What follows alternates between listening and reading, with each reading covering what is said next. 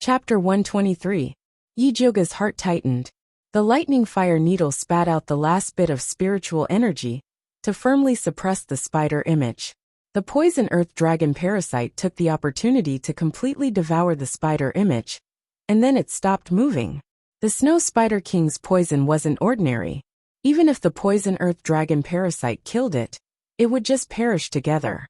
At this time, Dongfang Ke also spat out the last mouthful of poisonous blood. There was still a dried-up poison earth dragon parasite in the bright red blood. Done. Yi-Joga immediately put away the needle.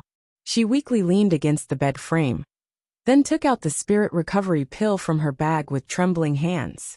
Bai Songling very perceptively helped her take out the spirit recovery pill and poured a cup of hot water for her to consume. After Yi-Joga ate the spirit recovery pill, he finally felt some strength in his body. However, his right hand was so sore that he couldn't lift it. "Are you alright?" Bai Songling asked with concern. If anything happened to Yi-Joga, he wouldn't be able to absolve himself. "I'm fine, just tired." Yi-Joga swung his sore right hand. This acupuncture was even more tiring than the time with noble consort Shi. It was a huge loss. Bai Songling let out a sigh of relief, then looked down at the poison earth dragon parasite's corpse and asked, "Eldest Miss, has His Highness's poison been cured?" "For now, the remaining poison has been forced out, but to completely cure it, we still need to find fire dragon grass. Otherwise, the remaining poison will slowly corrode his spine like before, making it impossible for him to walk." The poison earth dragon parasite only cleansed Dongfang Ke's meridians, but it couldn't remove the root cause. Bai Songling heard Yi-Joga's words and found a very important point. "You said the remaining poison will slowly corrode his spine like before, making it impossible for him to walk. Does that mean he can stand up and walk now?" Of course. There was no poison in Dongfang Ke's body now. Not to mention standing up and walking, he could even run a lap around the city. "Great, this is great." Bai Songling was so excited that his face turned red. He wanted to rush up and wake Dongfang Ke up to tell him this good news. His Highness will wake up in the time it takes to drink a cup of tea. Find someone to help him tidy up. Yi-Joga glanced at the naked Dongfang Ke, who was covered in blue blood. He looked like he had been ravaged. Bai Songling only cared about taking off her clothes. She simply called the butler, Uncle He, over. Uncle He had been waiting outside the entire time. When he heard that the poison in His Highness' body had been completely removed, and that he could now stand up and walk again, he almost knelt down to thank Yi-Joga. "Then let's wait outside. Big brother Bai, come with me," Yi-Joga said to Bai Songling. "Okay." Bai Songling also wanted to ask Yi-Joga about the black poisonous earth dragon, so she brought her to the hall. Yi-Joga didn't hide it from him, and told him that the poison earth dragon was cultivated by Little Mute. However, the method of cultivation was kept secret. "I didn't expect this Little Mute to be so talented." Bai Songling's eyes lit up, and he immediately made up his mind to go back and investigate where this talent came from. Yi-Joga indicated that it was not her who asked Bai Songling to investigate. However, speaking of investigation, Yi-Joga also thought of something. "How's the investigation of 7th concubine going?" "I've checked. The 7th concubine in your mansion has a normal background. There's nothing wrong with her." "Are you sure she's really a spy sent by the Empress?" Bai Songling asked. "I'm not sure." Yi-Joga was just suspicious. Recently, 7th concubine's side was very quiet. She didn't send anyone to the watering room anymore. She had secretly investigated Yuanyang, the maid who rummaged through the garbage, and found that she just wanted to take some things from the mansion to help her sick mother. She knew nothing about 7th concubine. "By the way, are Su Yufeng and her daughter still making trouble?" Bai Songling rarely gossiped. After old Master Su fell, the two of them became well-behaved. "They are around my father every day, and have no time to trouble me," Yi-Joga said faintly. The Su family blamed Su Yufeng for bringing old Master Su, who had just come out of seclusion, to the Yi family to make trouble, causing trouble for them. Su Yufeng didn't have the backing of her maiden family. She could only put all her attention on the child in her belly in Yi Yuxuan. Yi Shanshan was now smart. Besides practicing alchemy every day, she went to communicate with the crown prince. Yi Mansion was unprecedentedly peaceful. Su Junqing is also very well behaved. Bai Songling said with some pity. He needs human blood to practice the bewitching skill. He won't be well behaved for long. Yi Zhuge said and thought of something. Brother Wan and Yi Yu went to Hepu County for a long time. Did they find the evil practitioner? She had been busy with imperial concubine Shi's affairs during this time, and didn't have time to ask this. They have found a lot of important clues in Hepu County. It has been preliminarily confirmed that the evil practitioner is a middle-aged man. It is said that he is dressed like a scholar and looks very gentle and polite. Is there a portrait? Yi Zhuge asked. Wan Ziang and others are looking for a painter to copy, but the paintings are not very similar. Bai Songling shook her head. This kind of person without specific facial features and only temperament was the most difficult to copy. It's a pity. It would be good if the portrait could be posted on the imperial notice. These days, people still had to rely on the imperial notice if they wanted to know anything.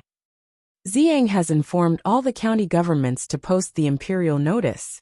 Let the people be careful of this evil practitioner and watch their daughters well.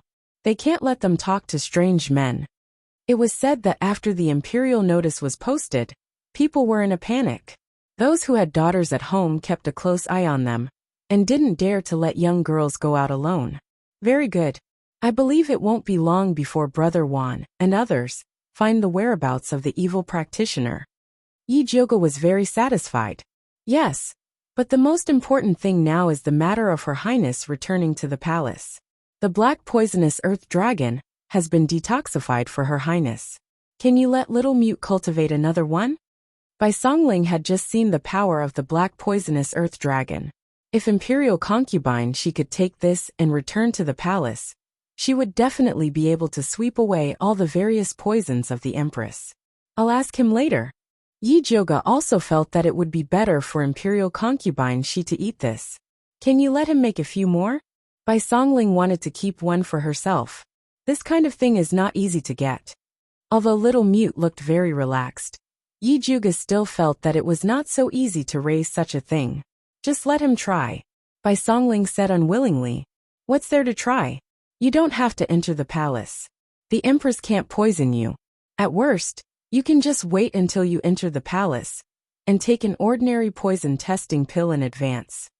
Yi Zhuge put the poison testing pill he refined last night into Bai Songling's hand and told him that little Mute wanted to use the black fly grass to cultivate the poisonous earth dragon. No problem, leave this matter to me. Bai Songling immediately agreed. It was just some black fly grass. There were plenty of it in the pharmacy under the Wangfu. Chapter 124. His Highness should be waking up soon, let's go back. Yi Zhuge estimated that 10 minutes had passed. Let's go. Just as Bai Songling led Yi Zhuge out of the hall, they saw Dongfang Ke and Uncle He walking towards them. You can really walk? Bai Songling exclaimed in surprise. Although she had heard Yi Zhuge speak of it, she was still very shocked when she saw it for herself. Dongfang Ke nodded slightly towards Bai Songling, but his eyes were fixed on Yi Zhuge. His deep eyes carried undisguised gratitude. If the Empress knew that Your Highness had benefited from a disaster and recovered, she would definitely go crazy with anger. Yi Zhuge laughed. That's right, noble consort, she has also recovered. This is truly a double blessing. Bai Songling nodded repeatedly. Dongfang Ke had originally wanted to bide his time and hide his injuries, but after hearing Yi Zhuge's words, he immediately nodded. I will tell Imperial Father this good news. He had endured for so long, it was time to retaliate. Then I must quickly refine 2 more poison testing pills for you and noble consort Shi. Although the poison in Dongfang Ke's body had been cleared, eating another one could still suppress the spread of the Ice Spider King's poison. Right, hurry up. This matter cannot be delayed. Bai Songling nodded repeatedly. What poison testing pill? Dongfang Ke asked suspiciously. Yi Zhuge and Bai Songling glanced at each other, both deciding to keep this matter a secret. As a result, Yi Zhuge said, It's the kind of spiritual pill that I told noble consort Shi about last time that can help her detect poison. Alright, I still have things to do, and will be leaving first. If you have anything else, come find me. Yi Jioga was afraid that Dongfang Ke would pursue the matter further, and quickly ran back to the courtyard to order 2 poisonous earth dragon parasites from Little Mute. Little Mute was extremely enthusiastic about this order, and immediately had Yi Jioga bring him back to the previous manor to choose another batch of ordinary poisonous earth dragon parasites. The next morning, he gave the 2 poisonous earth dragon parasites to Yi Jioga and obtained 2 spiritual beast pills. Yi Jioga stuffed the poisonous earth dragon parasites into the pills and had Bai Songling give them to Dongfang Ke and noble consort Shi. In a single night, the news of Dongfang Ke's recovery spread throughout Shangjing, and the imperial harem was no exception. Within the Fingyi Palace, the main hall was brightly lit. However, the eunuchs and palace maids were not present. Only a black-clothed and masked man was kneeling in the center of the main hall. The empress sat on the phoenix throne with a frosty expression on her face. She stared coldly at her secret guard and asked, "How did that bastard Dongfang Ke suddenly walk?" "I'm still investigating, but I haven't found out who cured him yet," the dark guard quickly replied. "Then continue to investigate," the queen said calmly. Actually, she was not very concerned about Dongfang Ke's situation. So what if he could walk? The Snow Spider King's poison was not that easy to cure. She was more concerned about another question. "You said that the bitch imperial consort she has recovered her appearance, and the emperor is going to the imperial temple to take her back to the palace?" "Yes, the emperor has scheduled to go to the imperial temple to offer incense in person tomorrow and bring imperial consort Shi back." The secret guard nodded. "That bitch can actually recover her appearance." A ferocious expression flashed across the empress' usually dignified face. Even the fine lines at the corner of her eyes appeared. She didn't kill imperial consort Shi back then, because she wanted to see how long the emperor could pamper imperial consort Shi's disgusting rotten face. She didn't expect imperial consort Shi to be so decisive and leave the palace before her face rotted. From then on, she avoided Xianwu emperor. It had been 16 years. She thought that imperial consort Shi was hiding in the imperial temple to wait for death. She didn't expect that she would come back one day. "Your Highness, what should we do now?" the secret guard asked carefully. The emperor's matter was very well hidden. They didn't get the news in advance. It was too late to ruin it now. If she wants to return to the palace, then let her. I want to see how long she can be so arrogant." The empress clenched her fists, her red nails digging deep into her flesh. She could defeat imperial consort Shi once, so she could defeat her a second time. Since that bitch wanted to come back to die, then she would fulfill her wish. But this time, she definitely wouldn't let that bitch live. The secret guard didn't dare to reply, and continued to quietly kneel in place, waiting for the empress's next order. The empress quickly regained her normal expression, and asked the secret guard, "Is there still no news of Nurse Su?" "No." The secret guard shook his head. The empress frowned. Ever since Nurse Su went out of the palace to kill Yi Jioga, there was no news of her. On the contrary, Yi Jioga recovered his appearance in the Demon Beast Forest, returned home in style, and even hooked up with the Gong family. The empress suspected that the Gong family had secretly helped Yi Jioga get rid of Nurse Su, so she didn't dare to act rashly. "When did Su Hansen say he will enter the capital?" the empress asked again. Su Hansen was Nurse Su's Shixiang. This revenge could only be taken by him to the Gong family. Anyway, she didn't want to intervene. Su Darren said he hasn't played enough yet. He still wants to wait a few more days. The secret guard hesitated for a moment before continuing. This subordinate saw Su Darren in Hapu County. He killed several more women. This subordinate burned the station to stop the letter sent to the Ministry of Justice. These brainless lunatics. The empress hated those evil cultivators the most. They didn't know how to wipe their mouth after eating. Although the people they killed were all lowly people like ants, it would still be difficult to clean up the mess if the news spread. Nevertheless, no matter how angry she was, she still had to clean up the mess. "Bring 2 more people to Hapu County and tell him about Nurse Su's death. Tell him to go to the capital immediately," the empress ordered coldly. "Yes." The secret guard nodded and immediately rushed to Hapu County after leaving the palace. It was late at night in Hapu County. In an uninhabited remote house, the trees in the yard were withered and emitting a moldy smell. Yi stood in the shadow against the wall. He tried his best to relax his body and let his spiritual power flow smoothly. During this period, he and Wan Xiang had been tracking down the evil cultivator and finally found where he stayed. Today, they were going to set a trap to catch him. Because the evil cultivator was very sensitive to spiritual power, Wan Xiang was hiding 2 streets away. The strategy that he discussed with Wan Xiang was to try their best to keep the evil cultivator occupied and wait for him to come to support. Although the evil cultivator was slightly stronger than Nurse Su, ever since Yi Yu cultivated the technique given by Yi Jioga, his hiding ability had greatly improved. Especially after refining the yin qi that was unique to evil cultivators.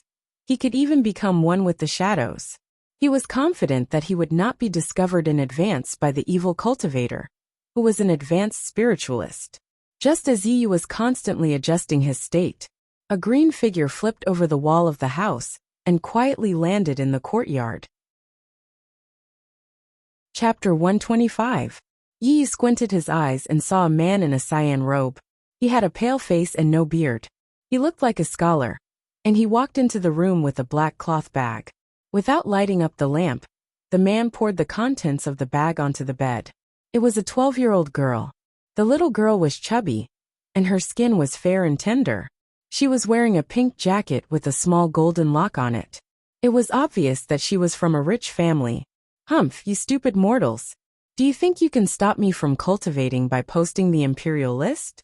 That's ridiculous." The man sneered. His fair and gentle face became very distorted in the moonlight, and his eyes were glowing with a faint red light. He roughly tore the little girl's clothes apart and lowered his head to bite her neck. At this time, a cold light full of killing intent suddenly attacked him from behind. The man was shocked and instinctively mobilized his spiritual power to protect himself. Unfortunately, it was too late. The fierce attack pierced through his back before his protective spiritual light appeared, and blood splashed out. The man suddenly turned around and waved his palm at the attacker, but he found that there was nothing behind him. A shadow assassin. The man's face darkened, and his eyes were covered with a layer of red light. He searched the room carefully, but found nothing. It was impossible. His ghost eyes were very sensitive to spiritual power. How could he not find this shadow assassin? He immediately turned around and grabbed the little girl. He sneered and said, "Get out of here, or I'll kill this little girl." There was still no movement in the empty room. The man reached out his hand and grabbed the little girl's slender neck. His eyes were fixed on the corner of the room, so he didn't notice that the shadow of the little girl was changing. Yi Yu hid in the shadow of the little girl and secretly controlled the little girl's body.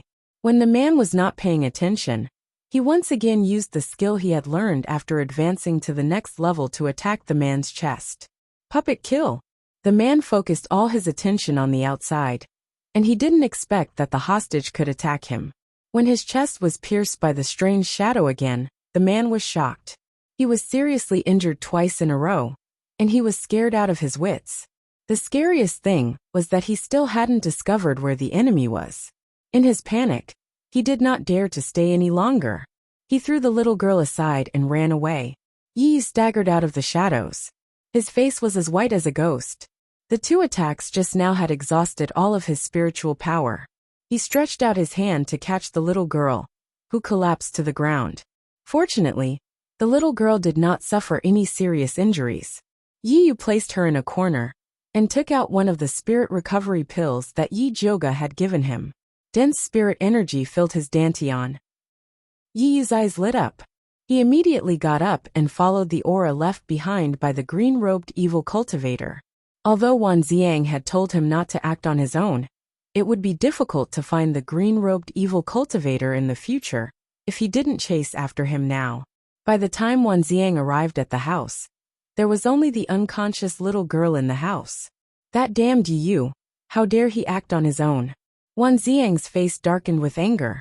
Previously, he had already made an agreement with Yi Yu that if they could not make the evil cultivator stay, they would wait for him to come over and think of a solution together.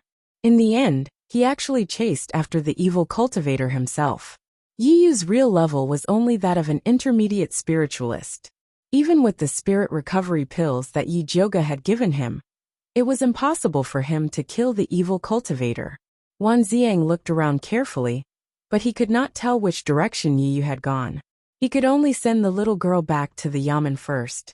At this moment, two strange auras suddenly came from outside the house. Wan Ziang jumped onto the beam with the little girl and hid himself. He saw two men in black climbing over the wall of the courtyard and respectfully reporting to the house. Sir Su, wet nurse Su is missing. The Empress invites you to the capital as soon as possible to discuss an important matter. Sir Su. So the evil cultivator's surname is Su. He is indeed with the Empress. Wan Ziang squinted his eyes. After putting the little girl on the beam, he mobilized his spiritual power and was ready to attack. The two men in black were wondering why Sir Su did not respond. When they were about to enter the house to check on the situation, they saw two red lights flying out of the house and hit their acupuncture points. Wan Ziang jumped out of the house, only to find that the two men in black saw that the situation was not good and had already killed themselves with the poison in their teeth. The Empress is indeed ruthless. Wan Ziang carefully examined the two men in black, although he didn't find any clues on them. But from what they said just now, he could infer that the evil cultivator surnamed Su must have gone to Shangjing. After Wan Ziang hurriedly sent the little girl to the yamen, he immediately rushed to the capital to find Yi Jioge. At this moment, Yi Jioge was in the Violet Forest Park, concocting a bone-nourishing pill for Yi Rui. During this period of time, the little lass's body was growing, and she often felt that her bones were aching. Yi Jioge planned to refine some bone-nourishing pills for her. He didn't expect to receive an urgent message from Wan Ziang right after he finished refining the elixir, saying that Yi Yu had disappeared. Yi Jioge didn't even have time to change his clothes and hurriedly went to the Yu Wu tea house. He saw Wan Ziang sitting on a chair. He was travel-worn, his face was full of fatigue, and there were dark circles under his eyes. It seemed that he had just rushed over from Hepu County. Bai Songling, who was sitting next to him, also looked solemn. Why is Yi Yu missing? Yi Jioge sat down and asked. After we found the evil cultivator's place, we agreed to deal with him together. I didn't expect that Yi Yu would chase after him without permission. Wan Ziang frowned. Could he have been taken away by the evil cultivator? Yi Jioge was most worried about this. No, there was only the evil cultivator's blood in the house, not Yi Yu's. Yi Yu must have used the secret skill on the evil cultivator twice, then ate the spirit recovery pill, and forced himself to chase after him. Wan Ziang recounted the scene, including the two men of sacrifice sent by the Empress. Why is the Empress in such a hurry to find this evil cultivator surnamed Su? Yi Jioge thought of another question when he heard that Yi Yu was fine. What else can he do besides harm people? No, logically speaking, Yi Yu should have exhausted his spiritual power after using the secret skill twice. How can he still have the strength to chase after that evil cultivator Su? Bai Songling asked doubtfully. A normal spirit recovery pill could only restore 30% of spiritual power at most. Could it be that the spirit recovery pill that Yi Yu ate was especially powerful? Although the spirit recovery pill made by Miss Yi is only a level 2 elixir, its efficacy is comparable to a high level 3 elixir. Wan Ziang nodded. However, no matter how powerful the spirit recovery pill was, it could only quickly restore spiritual power. It could not do anything about the essence, qi and spirit. That was why he was so worried about Yi Yu. Chapter 126. How many recovery pills do you have left? Bai Songling asked Wan Ziang. He remembered that Yi Jioge had given him 2 bottles of this pill, but Wan Ziang had taken it all for himself. Is this the time to talk about this? Wan Ziang glared at Bai Songling. Yi Yu's life and death were unknown, but this money grubber only remembered to ask about the spirit recovery pill. What did this make Yi Jioge think? Bai Songling smiled awkwardly and said, I'm just worried that Yi Yu's spirit recovery pill isn't strong enough, so I asked you to take one to study. You don't have to worry about that. There's absolutely no problem with the pills I've refined. Yi Jioge waved his hand and said, Since Yi Yu isn't injured, then he should be fine. I'll use the secret signal to contact him later. She was very confident in Yi Yu's ability to protect himself. That's good. In addition to worrying about Yi Yu's safety, Wan Ziang was also worried that Yi Jioge would blame him. After all, he was the one who borrowed Yi Yu. He felt very guilty for not being able to return him to Yi Jioge in one piece. If there's nothing else, I'll be heading back first. Yi Jioge spoke straightforwardly, but he was still very worried about Yi Yu. We're done here. You can go back. If you find Yi Yu, let us know. Although Bai Songling still had a lot of questions to ask Yi Jioge, she didn't dare to waste her time when she saw her anxious look. After Yi Jioge left the Misty Rain tea house, he returned to the Purple Forest Park and changed into his nocturnal clothes. Then, he went out to look for Yi Yu. According to Wan Ziang, the evil cultivator with the surname Su should have escaped back to Shangjing and was likely to find the empress. Yi Jioge searched around the palace, but did not find the Yi family's secret signal. Finally, he found a clue at the city gate. Following the signal that Yi Yu left behind, she finally arrived near the entrance of the Su family mansion. Why did Yi Yu come here? Was he chasing after the evil cultivator with the surname Su? Or did he come to find Su Junqing? Yi Jioge looked up and saw red lanterns hanging in the Su family mansion. The bright candlelight illuminated the entrance very brightly. Although it was already dark, there were still many carriages parked in front of the gate. They were all here to visit Old Master Su. Although Old Master Su fell into a coma after coming out of seclusion, his spirit master cultivation was still there. Those who wanted to suck up to the Su clan still came in an endless stream. There were people who gave him elixirs, folk prescriptions, and wandering doctors. In short, there was everything. She hadn't visited him since he fainted for so long. Yi Jioge turned invisible and nimbly jumped over the wall to enter the Su family's residence. She glanced around and found that the small building in the middle was the brightest. There were many servants going in and out. It should be the residence of an important person, so she quietly walked towards it. Yi Jioge's guess was right. This was Old Master Su's residence. At this moment, Old Master Su was lying on the bed with his eyes closed. His complexion looked good, and he looked like he was in deep sleep. The members of the Su family surrounded great-grandfather Su's bed and served him personally, showing their filial piety. Su Junqing was also at the side, and his handsome face was full of worry. Yi Yi Shi Shi Yi Tian. Sheng for him. Yi. Yi Qiu for Yi. Su Yi Yi. Xiao Yi Song Su Su to you. Why? Do you feel sorry for him? Zishang asked. Why would I feel sorry for him? Yi Jioge wanted the old man to die. Then why are you asking? Zishang didn't understand.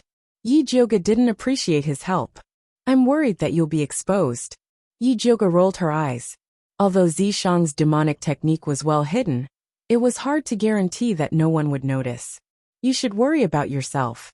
Zishang's voice was cold. This idiot was questioning his ability. She didn't know what was good for her. What do you mean? Yi Jioge wanted to ask, but Zishang ignored her. A fat middle-aged man said to Su Junqing. Junqing, your grandfather has been unconscious for so long. Even the doctors in the palace can't tell. What should we do? This man was Su Junqing's father, Su Yongming. Although he was the eldest son of the Su family, his aptitude wasn't outstanding. He was also very mediocre. If he didn't have a capable son like Su Junqing, he would have been suppressed by his siblings. Father, don't worry. The doctors have already seen him. They said that grandfather is fine. He will wake up after a while. Su Junqing still had the appearance of a modest young master. I hope so. Su Yongming wrinkled his face. He looked even older than Old Master Su, who was lying on the bed. He looked like a good-for-nothing. Su Junqing's eyes flashed with disgust and disdain, but he quickly lowered his eyes. He used the excuse that he had to entertain guests and left the courtyard.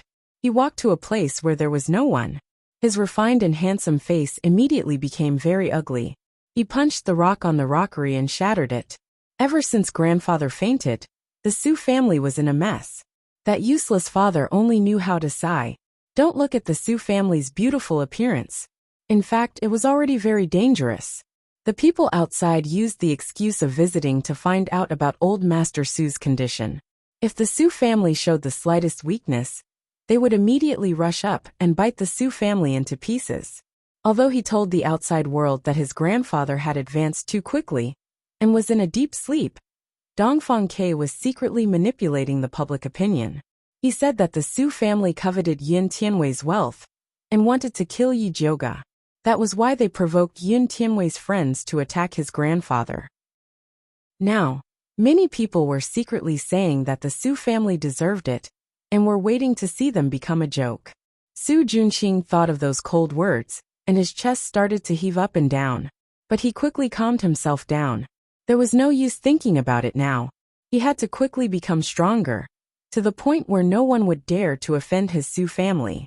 Su Junqing thought of this, and hurriedly arrived at a remote house in the Su family. Yi Jioge secretly followed behind him. She jumped onto the roof and lifted the tiles to look down. She discovered that it was a very simple house. After Su Junqing entered the house, he lifted up a lotus painting on the wall and pressed down on a brick behind it. The wall flipped backwards, revealing a dark room. A faint light was revealed, causing Su Junqing's shadow to grow. Yi Jioge squinted her eyes. She discovered that Su Junqing's shadow was a little strange. She immediately opened her spiritual eye to take a look, and almost cursed it out loud. Yi Yu, that extremely daring fellow, was actually hiding in Su Junqing's shadow. He was simply playing with fire. Su Junqing did not expect that there would be someone hiding in his shadow. As long as he looked carefully, he would immediately discover it.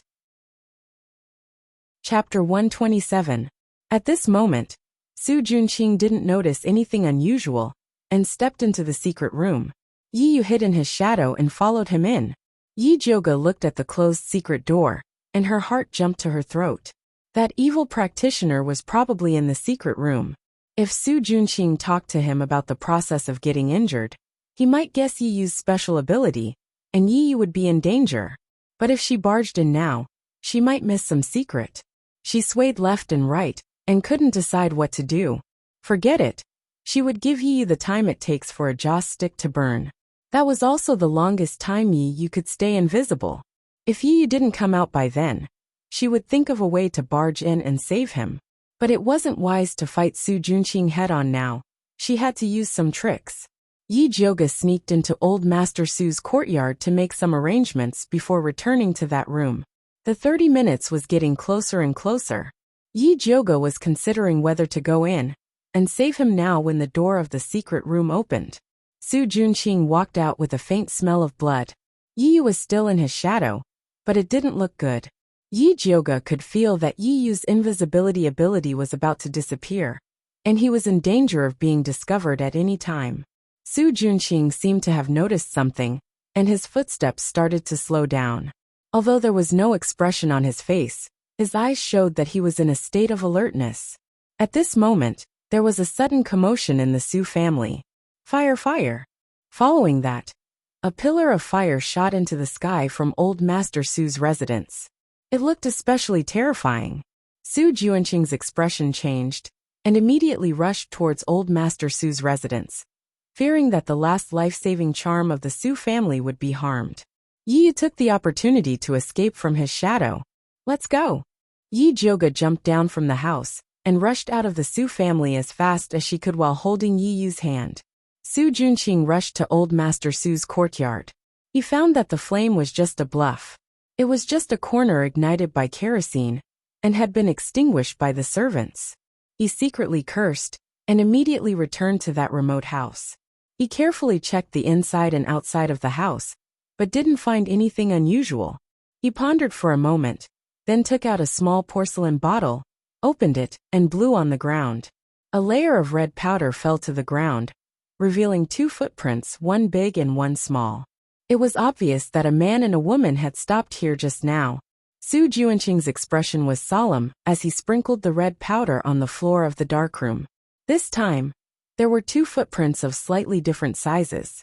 One after the other, it was simply a matter of time. One of them was his. The other, doubtless, lurked in his shadow. Shadow assassin. Su Junqing narrowed his eyes and muttered to himself, I didn't expect that kid Yi Yu to advance so quickly. I've underestimated him. However, This kid actually dared to come looking for trouble with me. He's courting death. Yi Yu had already seen the scene in the secret room, so he had to kill him to silence him. Also, the woman who took him away must be his accomplice. He had to find her too.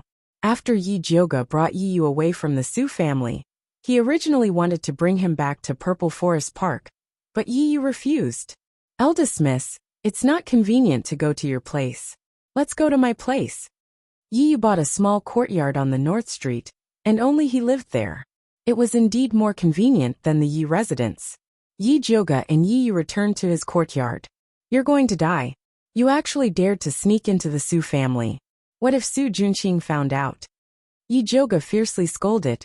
Su Junqing had an intimate relationship with Sister Yi Yu before, so he might have already learned about the Yi family's cultivation technique from her.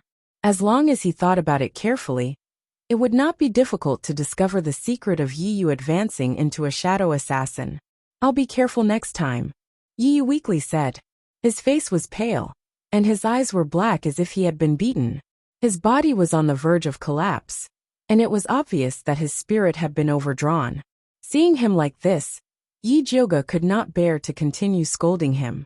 He took out a bottle of Peiyuan Dan and stuffed it into Yi Yu's hands. Quickly eat it. After Yi Yu swallowed the Dan, he immediately felt his whole body relax, and the exhaustion he felt began to subside. He silently put the jade bottle into his clothes.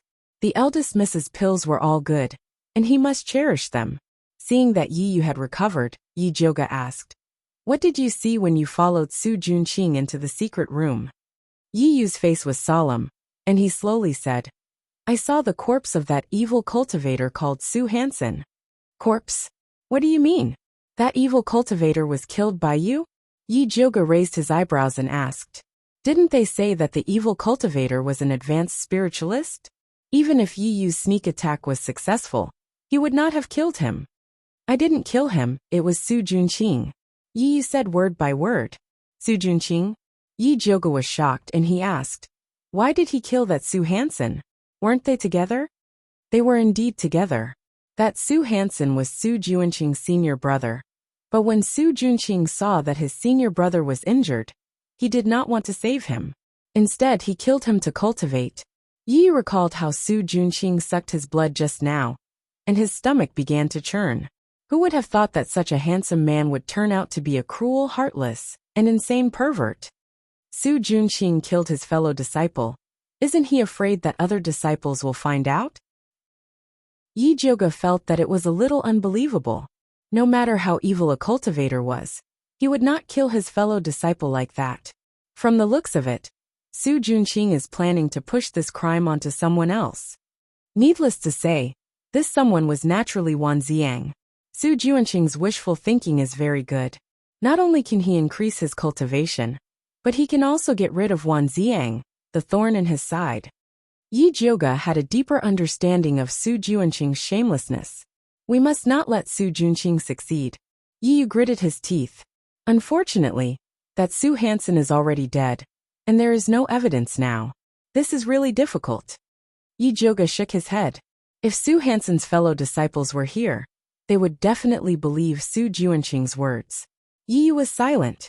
He suddenly felt that him and Wan Ziang ambushing Su Hansen was simply a joke. They did not get anything out of him, and instead, they gave Su Junqing a big meal. Don't think too much, this is not your fault. Who knew that Su Junqing would be so abnormal? Yi Jioga saw that Yi Yu was depressed, so he comforted him. No matter what, Su Hansen is dead, and there is one less evil person. And Yi Yu nodded his head. He could only comfort himself like this. Compared to Su Junqing, who did things in secret, Su Hansen, who had no taboo, was more lethal, and indeed could not be left alive. Chapter 128. Brother Wan is very angry that you left the group and went after him on your own. Find a time to apologize to him, and don't act on your own again. Yi Jioga didn't want to leave a knot between them because of this. I'll go find Wan Ziang later. Yi Yu also knew that it was wrong of him to act on his own. Putting himself in Wan Ziang's shoes, if Wan Ziang went after him without saying a word, he would be worried too. Also, Stay away from Su Junqing during this period of time. You can't get close to him, understand? Yi Zhuge warned him seriously. After Su Junqing killed his senior brother, his cultivation would definitely increase greatly. It would be dangerous for Yi Yu to follow him. Yi Yu lowered his long eyelashes and didn't say anything. The clue to find his sister was still on that pervert Su Junqing. It was impossible for him to stay away from Su Junqing. Seeing Yi Yu like this, Yi Zhuge didn't ask anymore. Instead, she brought up another matter. Right, where is your Yi clan's treasure map? Although she had made a deal with Yi Yu to get the treasure map, after helping him eliminate the Su clan. But judging from the current situation, the Su clan, the Empress, and the evil cultivators behind them were all here for the treasure map. It wouldn't be suitable for Yi Yu to keep it. Anyway, she would definitely deal with the Su clan, so it was reasonable for her to get paid in advance. It's on me. Yi Yu pulled out a red rope from his neck without hesitation. There was a black cloth bag hanging from it. He knew that he couldn't keep this treasure map. Rather than the Su clan and the crown prince taking it away, it was better to give it to Yi Zhuge. Even if Yi Zhuge couldn't help him eliminate the Su clan, she was worthy of this treasure map based on the help she had given him. Yi Zhuge took the red rope and opened the bag. There was a key made of bronze inside. There were some exquisite carvings on the key. It looked like an ornament. Yi Zhuge held the key and twisted it left and right. With a click, it was split into two.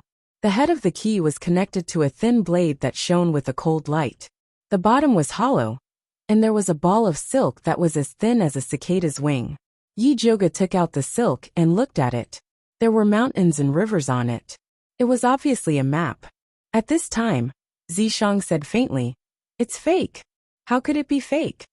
No matter how Yi Zhuge looked at it, he felt that Yi Yu's treasure map was exactly the same as the crown prince's in terms of material, ink, and other aspects. "Do you think that I am lying to you?" Zishang's voice was somewhat cold. "You wouldn't lie to me," Yi Zhuge immediately said. However, she did not think that Yi Yu would lie to her. It was very likely that Yi Yu did not know that this treasure map was fake. Yi Zhuge thought as he looked up at Yi Yu. "This treasure map is fake," Yi Yu said in a low voice. "Why did you give me a fake map?" Yi Zhuge put the fake map back into the key and threw it to Yi Yu. "Eldest miss, please don't be angry." Yi Yu picked up the copper key and said in a low voice, "The fake map inside this key is a smokescreen used by the Yi family to deceive outsiders. The real map is actually in my flesh. If it's dangerous to take it out, then forget it." Yi Zhuge felt uncomfortable when he heard the word flesh. To her, the assassin Yi Yu was much more important than the treasure map. "It's not dangerous." Yi Yu smiled and twisted the key again. Then, he used the thin sharp blade on the head of the key to cut the inside of his arm. Then, he picked out a long strip of beeswax from his flesh and handed it to Yi Zhuge. Yi Zhuge did not take it. Instead, he lowered his head to look at Yi Yu's wound. "It's just a small wound.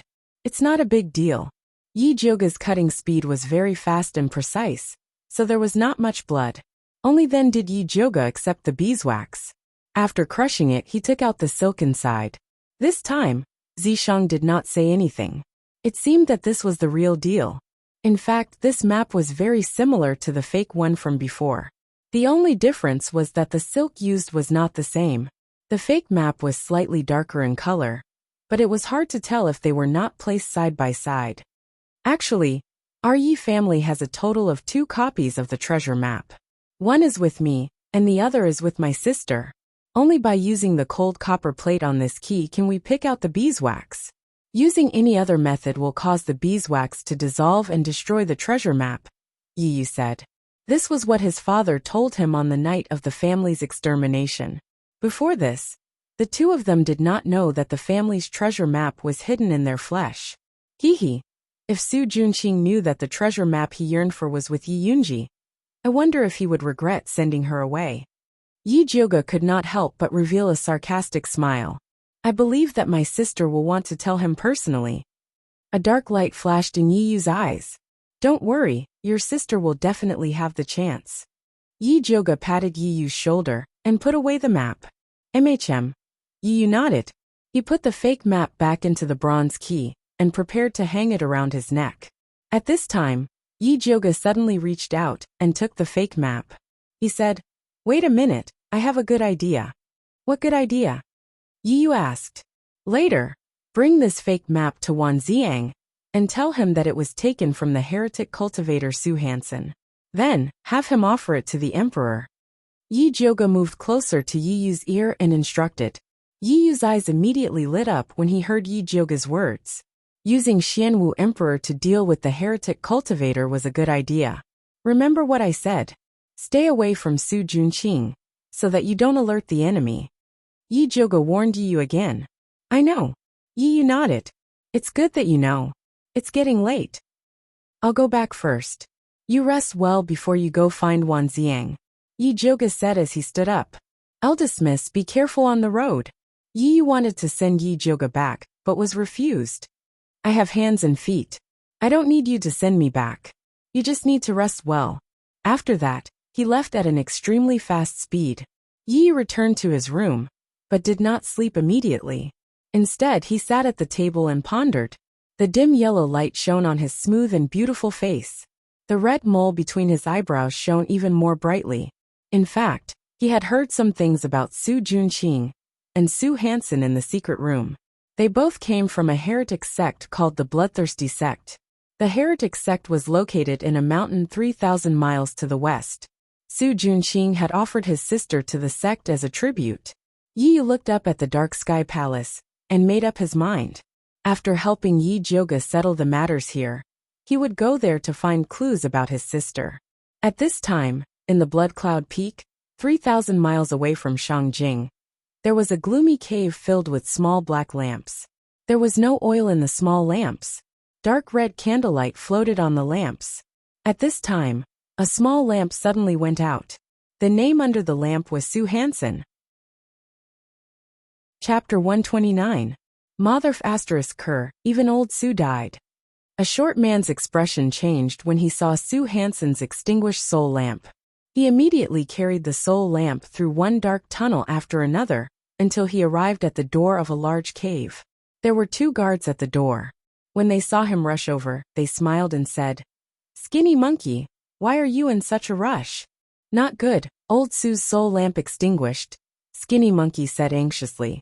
The 2 guards glanced at each other, their expressions somewhat solemn. One of the guards said to Skinny monkey, "Wait here. I'll go in and report to the ancestor."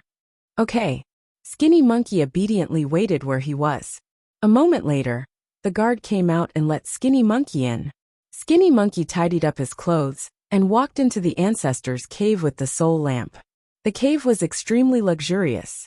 There was a red carpet on the floor, and it was filled with good wine and delicacies. Night pearls hung from the ceiling. There was a large, soft couch at the top, and a beautiful woman wearing a red veil was lying on it. A skinny old man was lying on top of her, burying his head in the woman's neck and greedily sucking her blood. Skinny monkey smelled the blood with spirit energy and couldn't help but gulp. He raised his head and peeked at the veiled woman. Her skin was as white as jade, and her facial features were exquisite. Her long eyelashes were like little fans, and there was a red beauty mark between her eyebrows. After the black-clothed old man sucked enough blood, he got up from the woman and looked at Skinny monkey. His face was skinny like a dried corpse, and his eyes were sunken in. There was an indescribable ruthlessness to him, and his body gave off a thick smell of blood. This old man was called Bloodthirsty Ancestor. He was a high-level spirit master, and was only one step away from becoming a great spirit master. He was the most terrifying existence in this mountain. He used the bewitching art and blood spirit art to create Bloodthirsty Sect. He took in many disciples, and taught them evil techniques. He had them go find women with spirit roots to be his blood slaves. The veiled woman pulled up her clothes, and obediently knelt by the old man's feet. Her head was still on his thigh, and she looked like a cute Persian cat. The old man stroked the woman's soft hair in satisfaction. He looked up at the skinny monkey and asked, "What's the matter?" "Old ancestor, Su Hansen's soul lamp has been extinguished." Skinny monkey stepped forward and respectfully placed the soul lamp on the table in front of the old ancestor. Forefather Bloodthirsty picked up the soul lamp and glanced at it. His wizened face beamed a sinister smile as he said coldly, Shangjing is really a place with crouching tigers and hidden dragons. 2 of my disciples died. Bloodthirsty's forefather put down the soul lamp and asked, What did Su Junqing say? Ancestor, Su Junqing has sent a letter saying that a few spiritualists from the Ministry of Justice have discovered that he is collecting young girls. They have been pestering him and saying that Yin Tianwei's granddaughter, Yi Jioga, is always opposing him. Thus, he wants to ask Ancestor to send a few disciples with high cultivation to support him. The thin monkey-like person respectfully said, he can't even deal with a few spiritualists. Su Junqing is really trash. Bloodthirsty's forefather sneered. Ancestor is right. However, Su Junqing is cultivating alone and can't receive guidance from Ancestor, so his cultivation is naturally lacking. Ancestor, please forgive him this time for the sake of his filial piety. After all, his status in the Su family is quite beneficial to our bloodthirsty sect. The thin monkey-like person flattered. Although the spiritual ladies that Su Junqing sent back were all enjoyed by the forefather, the taste of the other girls was not bad. Speaking of Su Junqing's filial piety, Bloodthirsty's forefather couldn't help but look down at the veiled beauty with a satisfied expression. He then ordered, All right, call Lu Yunfei over. Ancestor, you want to send senior sister Lu Yunfei out? The thin monkey-like person was shocked. Although that woman's cultivation was the same as his, an advanced spiritualist, she was not someone to be trifled with. Most of the people in Bloodthirsty sect were men, so they usually used women's blood to cultivate. Women with spiritual roots were their favorite. For a woman like Lu Yunfei to be able to gain a foothold in Bloodthirsty sect, it went without saying how powerful she was. That's right. Didn't Su Junqing want to find someone with a high cultivation? There is no one more suitable than Lu Yunfei. Bloodthirsty's forefather waved his hand and said, Go quickly. Yes. The thin monkey-like person quickly retreated. Not long after, a girl wearing a pink dress walked in. She looked to be around 16 years old and had a cute appearance. When she smiled, there were 2 dimples on her face. When she walked, she bounced up and down like an innocent girl. What orders does Ancestor have for Lu Yunfei? Lu Yunfei blinked her big eyes and asked Bloodthirsty's forefather. Su Hansen and Nanny Su's soul lamps are extinguished. Go to Shangjing and refine the people who killed them. Then, help Su Junqing finish the task I gave him. Also bring back that girl called Yi Jioga. She is Yin Tianwei's granddaughter. She must taste good. Bloodthirsty's forefather revealed a gloomy expression. He couldn't help but rub the veiled woman's hair a little harder. Meow. The veiled woman suddenly let out a meow. Then, she hit Bloodthirsty's forefather unhappily and turned her head away. Little treasure, it's my fault. I was too engrossed in my thoughts and accidentally hurt my little treasure. Bloodthirsty's forefather wasn't angry when she hit him. Instead, he smiled and coaxed the veiled woman. The veiled woman slowly turned around and rested her head on Bloodthirsty's forefather's thigh. Her watery eyes met Lu Yunfei's. Lu Yunfei looked at the red mole between the veiled woman's eyebrows. She suddenly pointed at her and said to Bloodthirsty's forefather, Forefather, after I bring back that Yi Jioga, can you give her to me? You want her? Bloodthirsty's forefather asked curiously. Yes, I like her face and that red mole. I want to peel off her skin for my collection. Lu Yunfei revealed an innocent smile. You just like to collect the skin of beauties. Bloodthirsty's forefather smiled lovingly. Then, he nodded and said, When you finish your mission and come back, I should have sucked dry her spirit blood. Then you can have her. No, if you suck dry her spirit blood, she'll become trash. Why would I need to peel her skin? Lu Yunfei pouted and moved her feet. She looked like she didn't want to wear anything. Okay. I won't suck anymore. You can have it all. Bloodthirsty's forefather was very lenient to his capable subordinates. Okay, then it's settled. Lu Yunfei bowed slightly and winked at the veiled beauty. She smiled and said, Be good and wait for me to come back. The veiled woman didn't react from beginning to end. It was as if she didn't understand what they were saying. Her misty eyes didn't have any light at all. Lu Yunfei didn't care. She waved at the veiled woman and skipped out of the room. She looked in the direction of Thunder Country and revealed a bloodthirsty smile. She said darkly, "Yoga, right? I want to see what you can do." Then her figure flashed and disappeared. Chapter 130. Yoga didn't know that a perverted woman was thinking about him. By the time she returned to Purple Forest Park, it was already dawn. She slept until noon. When Mother Ching came in to serve, she couldn't help but mutter, "Miss, why do you have to go out at night to do something?" "Of course it's something important. Don't ask." Yoga doesn't want to bring outside matters into Purple Forest Garden. Mother Ching only needs to help her manage the courtyard. All right. Mother Ching saw that eldest young miss didn't want to talk about it, so she changed the topic and said, "Eldest young miss, Yudi and Hua Dai's aptitude is pretty good. This old servant intends to let them officially cultivate. What grade of bone-opening medicine do you think is better?" Bone-opening medicine was the first step of cultivation. A good bone-opening medicine could stabilize a cultivator's meridians, and in the future, cultivation would be twice the result with half the effort. However, good bone-opening medicines were not cheap. Normally, it would be good if a large family could buy a set of middle-grade medicine to nurture their own subordinates. There's no need to buy them. I'll concoct the bone-opening medicine for them. Yoga had a pretty good impression of these two maidservants. Although she doesn't have a spiritual root, she can still be a good helper to Mother Ching if she cultivates well. After all, Mama Ching was old, and Yoga wanted her to enjoy her old age in peace. "Then this old servant will thank you on behalf of the two young maidservants," Mother Ching said with a smile. In her heart, eldest young miss was an even better alchemist than master. To be able to have the eldest miss personally concoct the bone-opening medicine, it was truly a great fortune. "Call Hua Dai and Yu Dai in. I'll check their bones first." Yoga had to examine them properly before he could concoct the bone-opening medicine. "Yes, this old servant will go and call them in." Mother Ching happily went out and called Hua Dai and Yu Dai in. When the two maidservants found out that the eldest young miss was going to personally concoct the bone-opening medicine for them, their faces were filled with unconcealable excitement. Yoga helped them to check, and he knew what was going on. In fact, the materials needed for the bone-opening medicine were very simple. They were all medicinal herbs used to temper the muscles and bones. The difference was in the dosage and the combination of certain medicinal herbs. For example, Hua Dai had a small frame, but a lot of muscles. The amount of atractylodes macrocephala needed was relatively small, and some peony skin was also needed to increase bone density. The jade butterfly was the exact opposite of the flower butterfly. It had a large frame and less muscles.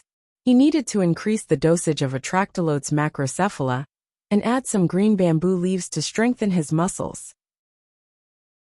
At this moment, Yoga still didn't know that the bone-opening medicine he made for Yu Dai and Hua Dai almost killed them.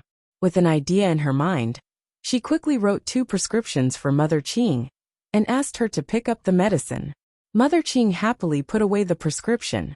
She planned to go get the medicine later and find a good day to open Hua Dai and Yu Dai's bones.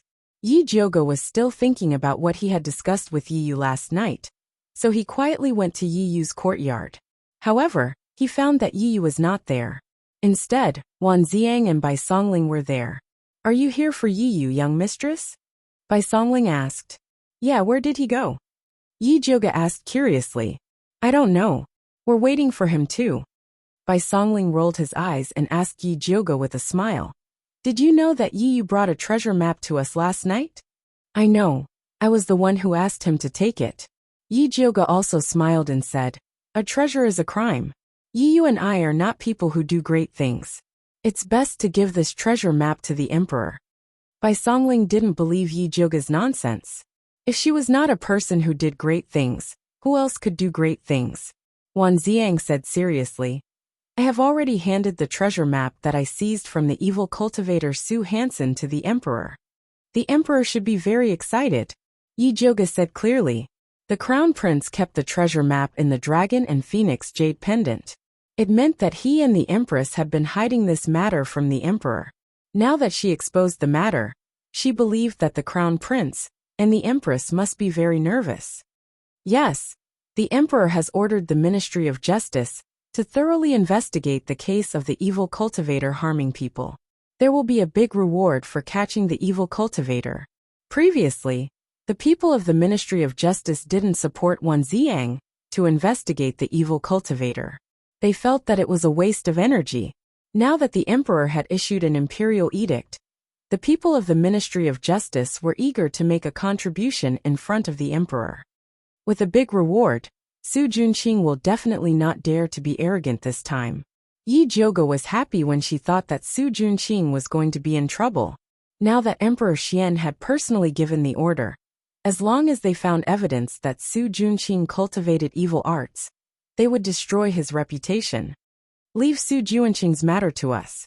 The alchemy conference is going to be held in the Medicine Refinery Valley. What do you plan to do? Bai Songling asked.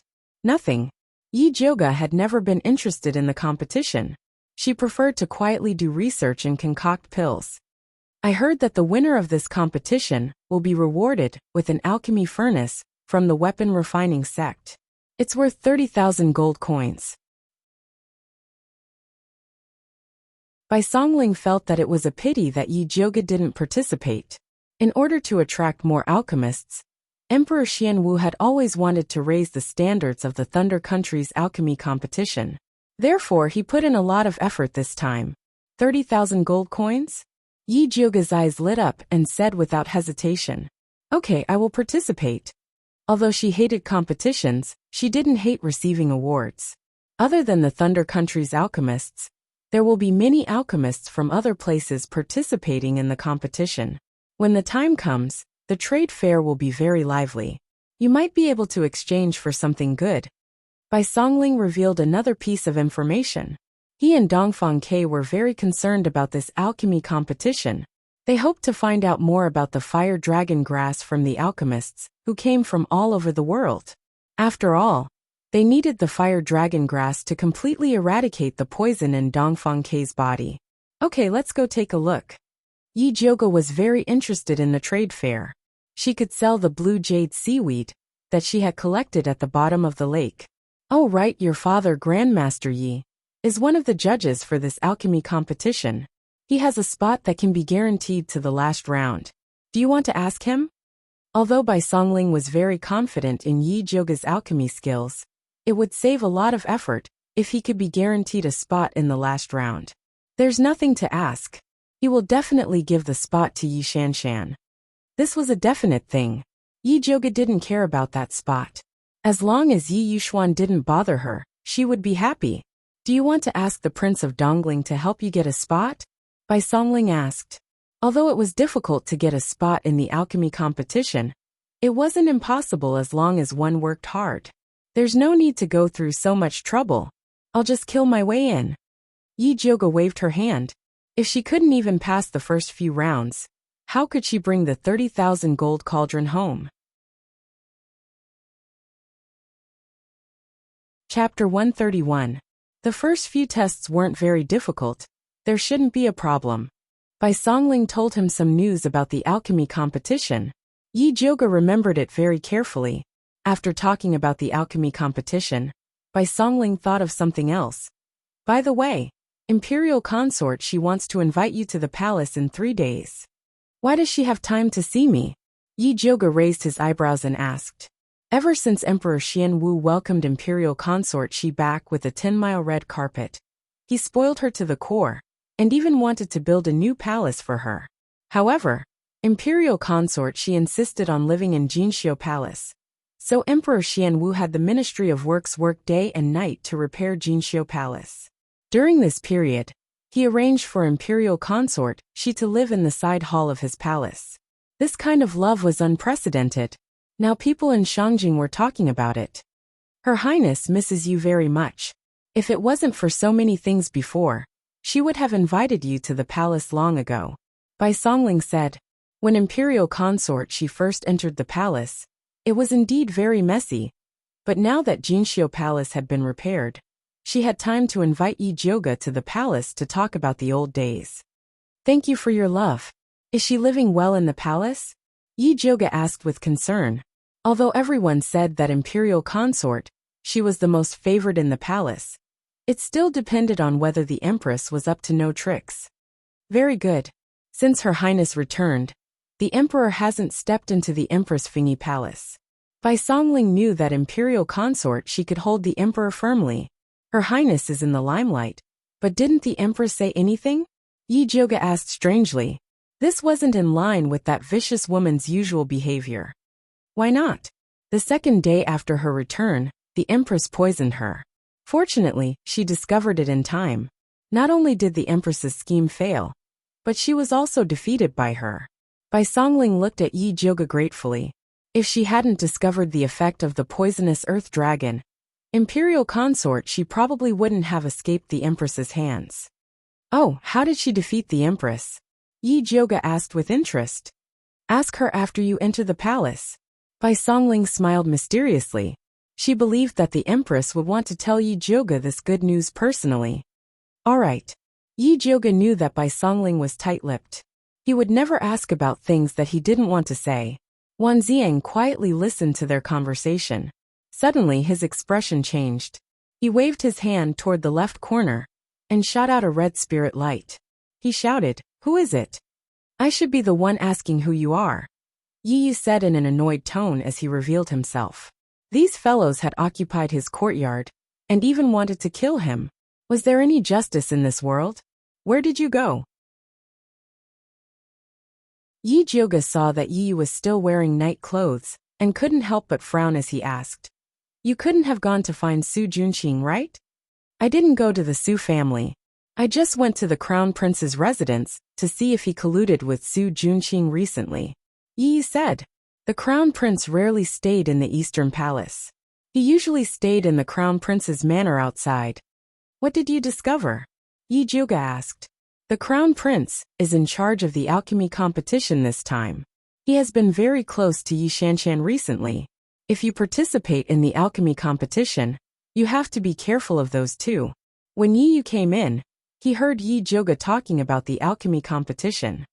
Even if I don't participate in the alchemy competition, I will still be careful of those two. If the Crown Prince dared to make a move, Yi Jioga would definitely make him lose a mouthful of teeth. Yi Yu also knew Yi Jioga's ability, so he didn't say anything more. He looked at Wan Ziang and Bai Songling. Why did you come to find me? I originally wanted to ask you about the treasure map, but there's no need for that now. Yi Jioga had already told Wan Ziang what he wanted to know. He was still worried about the Ministry of Justice, so he pulled Bai Songling to leave. Before leaving, Bai Songling repeatedly reminded Yi Jioga not to forget to go to the palace to see Imperial Consort Shi. Yi Jioga said that he would definitely go to the palace on time.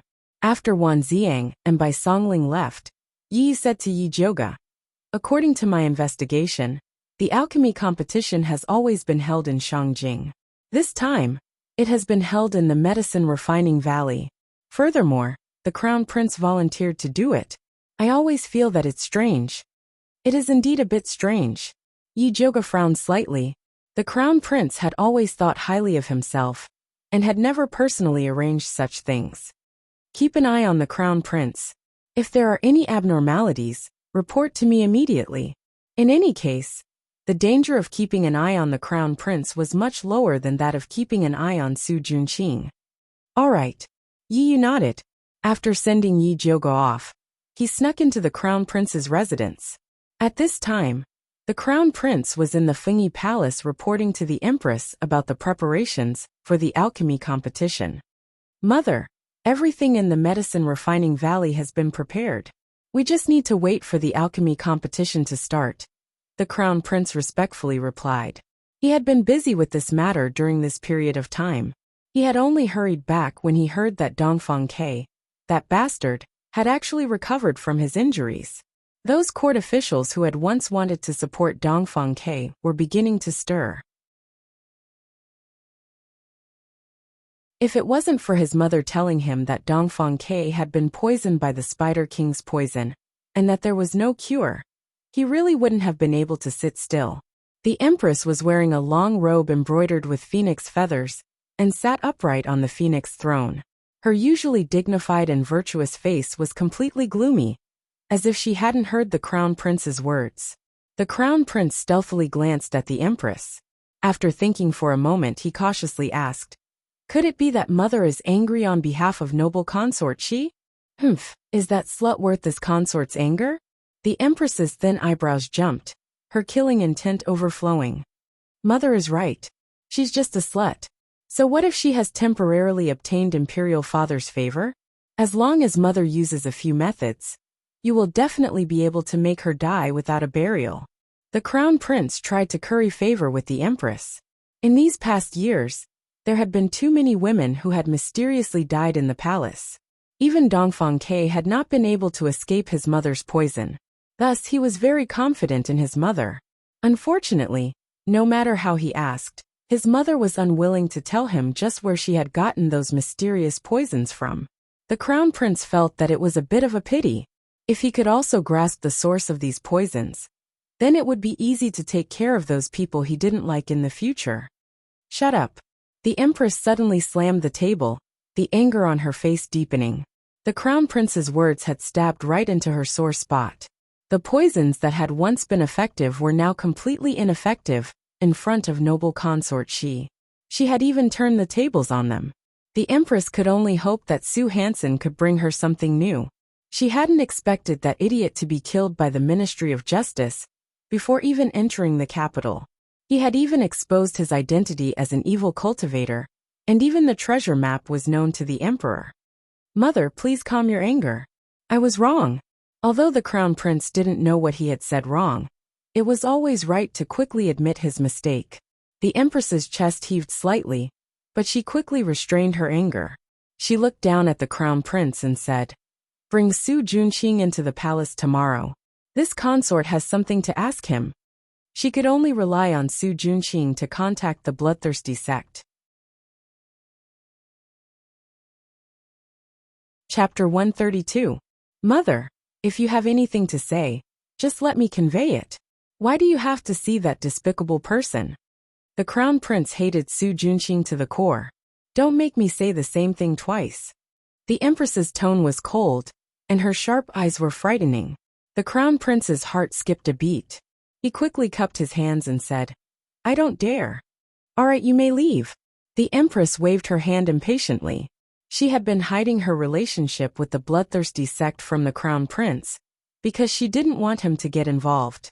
The disciples of the bloodthirsty sect were crazy and had no bottom line. They might kill themselves one day. If she hadn't wanted to deal with Bai Linglong and her son, and that bitch, imperial consort she wouldn't have done this. It was all those damn guys' fault. The crown prince saw the empress's ferocious expression and didn't dare to ask more. He quickly left the palace and went to the Su family. "Welcome, crown prince. Please forgive me for not going out to greet you." Su Junqing bowed respectfully. The crown prince glanced at Su Junqing and said in a condescending manner, "You may rise." "Thank you, crown prince." Su Junqing straightened up. His handsome face was full of smiles. He didn't feel humiliated at all. This kid really knows how to act." The crown prince snorted in his heart and stepped back. He then said arrogantly, "Mother wants to see you. Tomorrow, pretend to be a little eunuch and follow me into the palace." Actually, with Su Junqing's identity, he could enter the palace openly, but the crown prince wanted to humiliate him this way. Which man in the world would be willing to pretend to be a eunuch? Su Junqing's eyes flashed coldly, but he quickly concealed it. He continued to ask respectfully, "May I ask why the empress summoned me into the palace?" "Enter the palace when I tell you to. Why do you ask so many questions?" The crown prince narrowed his eyes. His sharp gaze was quite similar to the empress's. "I overstepped my bounds. Please forgive me, crown prince." Su Junqing quickly bowed and apologized. "Okay, you prepare well. The imperial palace will send someone to pick you up tomorrow." The crown prince was too lazy to talk to Su Junqing, so he left after saying this. After Su Junqing saw the crown prince off, his handsome face immediately darkened. The empress must have summoned him because of Su Hansen and the exposure of the treasure map. The situation in Shangjing had been complicated recently. The Ministry of Justice was arresting heretics everywhere. Since they couldn't catch the evil cultivator, they just randomly grabbed people to be their scapegoats, causing him to be unable to continue his business of selling virgin girls. Seeing that the delivery time was approaching, he began to worry. On the surface, he was the disciple of bloodthirsty ancestors' disciple. He was only a disciple of the bloodthirsty ancestors' disciple. Su Junqing didn't just want to cultivate. He also wanted to create a tense atmosphere in Shangjing, so that forefather Bloodthirsty would send more disciples with higher cultivation bases. This way, he could not only complete the ancestor's task, but he could also use to eliminate Wan Lord. He didn't know that the ancestor, if it was a useless idiot like Su Hansen, then don't blame me for using it to practice. Unless those people of Su, he the same, his senior brothers and sisters in Kuden. Unless unless ancestor he then. Ancestor not. Su either. The next day, the crown prince sent someone to pick up Su Junqing, but he didn't let him be a eunuch. The next day, the crown prince sent someone to pick up Su Junqing, but he didn't let him disguise himself as a eunuch. No matter how much the crown prince wanted to humiliate Su Junqing, he didn't dare to do so in front of the empress. The empress didn't sleep the entire night. Her face was gloomy as she sat on her throne like a statue. The palace maids and eunuchs of Fingy Palace were so scared that they didn't even dare to breathe. The entire palace was as quiet as a tomb. It was only when the crown prince brought Su Junqing into the palace that it became lively. The empress saw that Su Junqing's expression was much better. She found an excuse and had the crown prince, the palace maids and eunuchs leaving only Su Junqing for questioning. The crown prince didn't expect that the empress wouldn't even let him stay. Although he was unwilling, he didn't dare to disobey the empress's orders. He could only blame this on Su Junqing. This subordinate greets the empress. Su Junqing respectfully bowed to the empress. At ease, the empress raised her hand and went straight to the point. This consort needs a poison that can kill noble consort Shi and Dongfang Quebec. What does the empress mean? Didn't Su Mommy give you a lot of poisons? Su Junqing asked curiously. Su Mommy was an expert in poisons. After following the empress for so many years, she should have a lot of poisons in her hands. Those poisons are useless against that bitch noble consort Shi, the empress said fiercely. She had tried all the poisons in her hands in the past few days. Not to mention noble consort Shi. She couldn't even poison Zhou Mommy and Hong Xiu to death. She used to control the entire harem with these poisons, and everyone's life and death was in her hands. Now that she had lost this reliance, she was extremely unwilling and urgently wanted to take it back. It seems that noble consort She had a great opportunity and found a poison-repellent treasure. Su Junqing was very confident in the poisons refined by the bloodthirsty sect. Ordinary people wouldn't be able to resolve them. It is indeed possible. In fact, the empress also had such doubts, and had already secretly sent people to investigate. However, Hong Xiu's defenses were too strict, and her people couldn't enter Splendid Palace to search at all.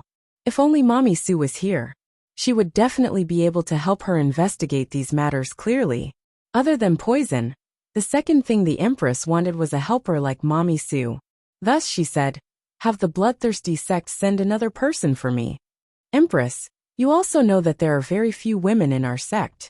It's already very good to find a Mommy Su.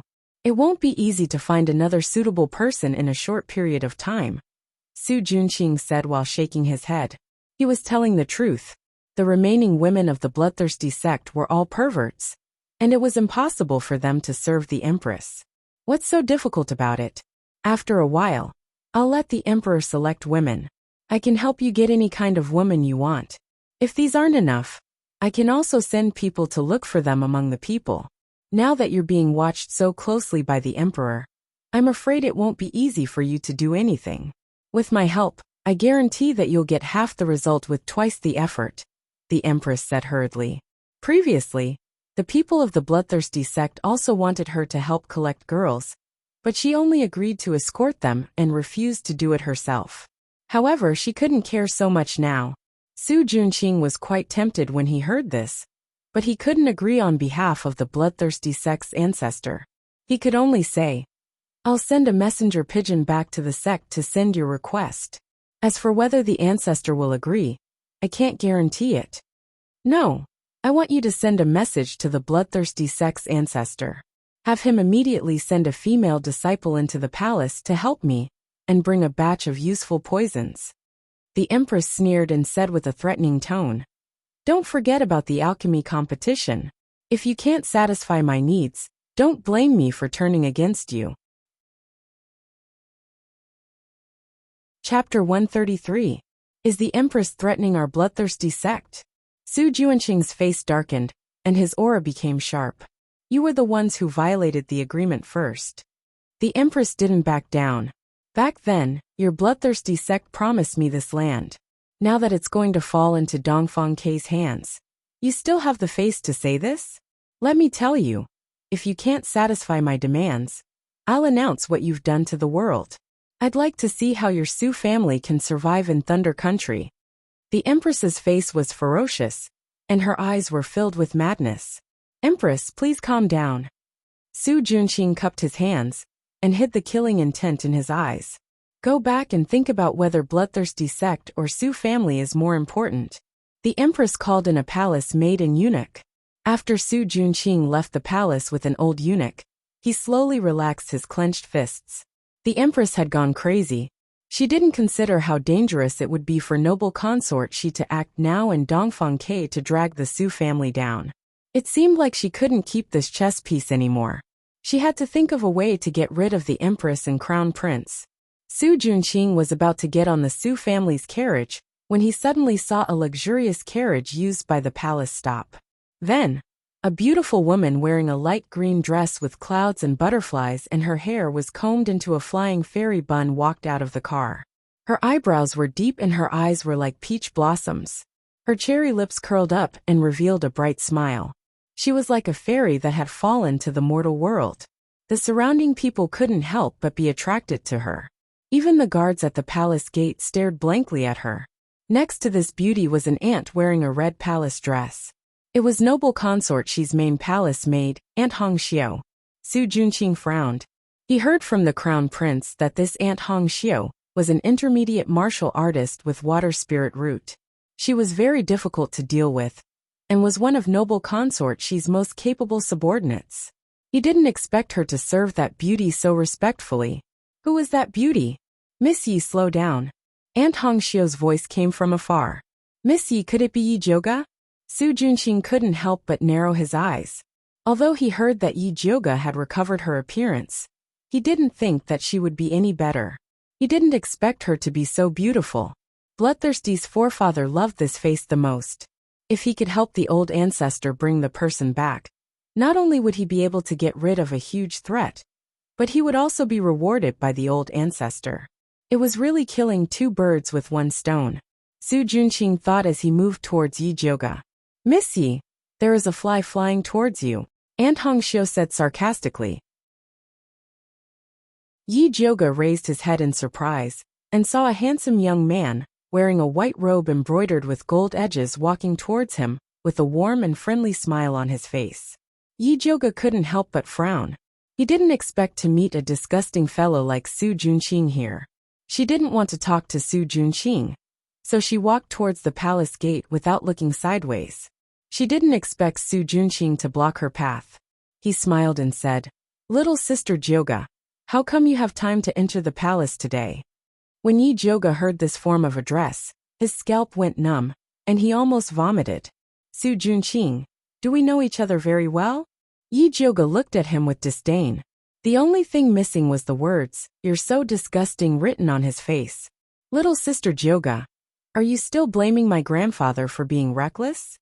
Actually, it was my aunt and cousin, who didn't know any better, and instigated my grandfather to go to the Yi clan.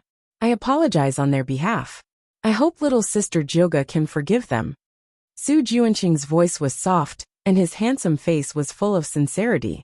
His eyes that were looking straight at Yi Jioga suddenly flashed with a strange red light. Yi Jioga suddenly felt a bit dizzy. She suddenly felt that she was making a big fuss over nothing. The ones who had enmity with her were old ancestor Su and Su Yufeng, not Su Junqing. How could she casually blame him? Little sister Jioga, you look so beautiful dressed like this. You're like a fairy descending to the mortal world. Let's get closer in the future, okay? Su Juanqing's voice was so soft that it seemed like water was about to drip out. Okay. Yi Zhouge replied in a daze. Su Juanqing still wanted to say something, but Aunt Hongxiu had already noticed that something was wrong. She hurriedly said to Yi Zhouge, "Eldest miss, noble consort, she is still waiting for you. You must not miss the time to enter the palace." That's right. Yi Zhouge finally sobered up a bit. Since that's the case, then little sister Zhouge should enter the palace first. We'll talk when we have time. Su Juanqing felt that it was a bit of a pity. If they met somewhere else, he could spend more time consolidating the effects of the bewitching technique. Okay. Yi Zhouge reluctantly smiled at Su Juanqing before walking into the palace with Aunt Hongxiu. Eldest miss, when did you become so good with young Master Su? Aunt Hongxiu pulled Yi Zhouge to a corner and asked as soon as they entered the palace. No, I just feel that he's not bad. He's not the same type of person as Su Yufeng. I misunderstood him in the past. Yi Zhouge said disapprovingly. His surname is Su. How could he not be the same type of person as Su Yufeng? Didn't you hate him before? Why did you suddenly change? It can't be that you saw that he was handsome, and you were smitten. Aunt Hongxiu could understand the feelings of young girls who loved handsome men, but the cute Su Juanqing absolutely could not. What are you thinking? If I'm a man who loves handsome men, then I should love Zishang. Thinking of this, Yi Zhouge also felt that something was wrong. Su Juanqing, this pervert, kidnapped Yi Rui, betrayed Yi Yunji, and even used the blood of virgins to practice. How could he think that he was not bad? Idiot, you've fallen for his bewitching technique. Zishang's cold voice sounded. How is that possible? Yi Zhouge really didn't feel anything at all. This kid is talented in the bewitching technique. He's already at the second stage. It's normal for you to fall for it when you're caught off guard. Zishang said lightly. Then why didn't you warn me? Did you live in my body for nothing? Do you want to blame others for your own stupidity? Zishang deliberately didn't warn him. If she didn't let this idiot fall for it once, she wouldn't know she was wrong. Yi Zhouge was in the wrong, and didn't dare to argue with Zishang anymore. She took out the pill bottle, and swallowed 2 clear heart pills. Eldest miss, what are you doing? Aunt Hongxiu looked at Yi Zhouge strangely. What's wrong with taking pills at the slightest disagreement? Don't talk. Hurry up and eat too. Yi Zhouge also poured 2 clear heart pills into Aunt Hongxiu's mouth. Then he said in a low voice, that Su Juanqing just used an evil technique on me. That's why I suddenly felt that he's not bad. Fortunately, Aunt reminded me in time. Otherwise, I would have fallen for it.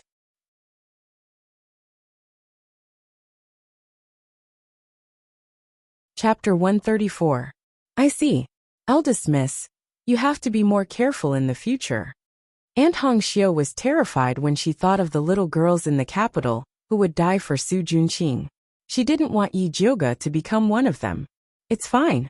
I'll just take the medicine in advance when I see him in the future. Yi Zhouge shook the jade bottle in his hand. As a spirit alchemist, he had a lot of pills. That's good. Aunt Hongxiu was very confident in Yi Zhouge's alchemy skills. Let's go. Don't let Her Highness wait for too long. When Yi Zhouge and Aunt Hongxiu arrived at Splendid Palace, she thought they had come to the wrong place. The last time she entered the palace, Splendid Palace still looked old and defeated. Now it was magnificent. Beautiful flowers were placed on both sides of the road. There was even a peach blossom forest that wasn't there before. As expected of the 6 palaces, Nanny Zhou was waiting at the door. When she saw Yi Zhouge from afar, she greeted him with a smile. Eldest miss, you're finally here. Her Highness was talking about you. Nanny Zhou, long time no see.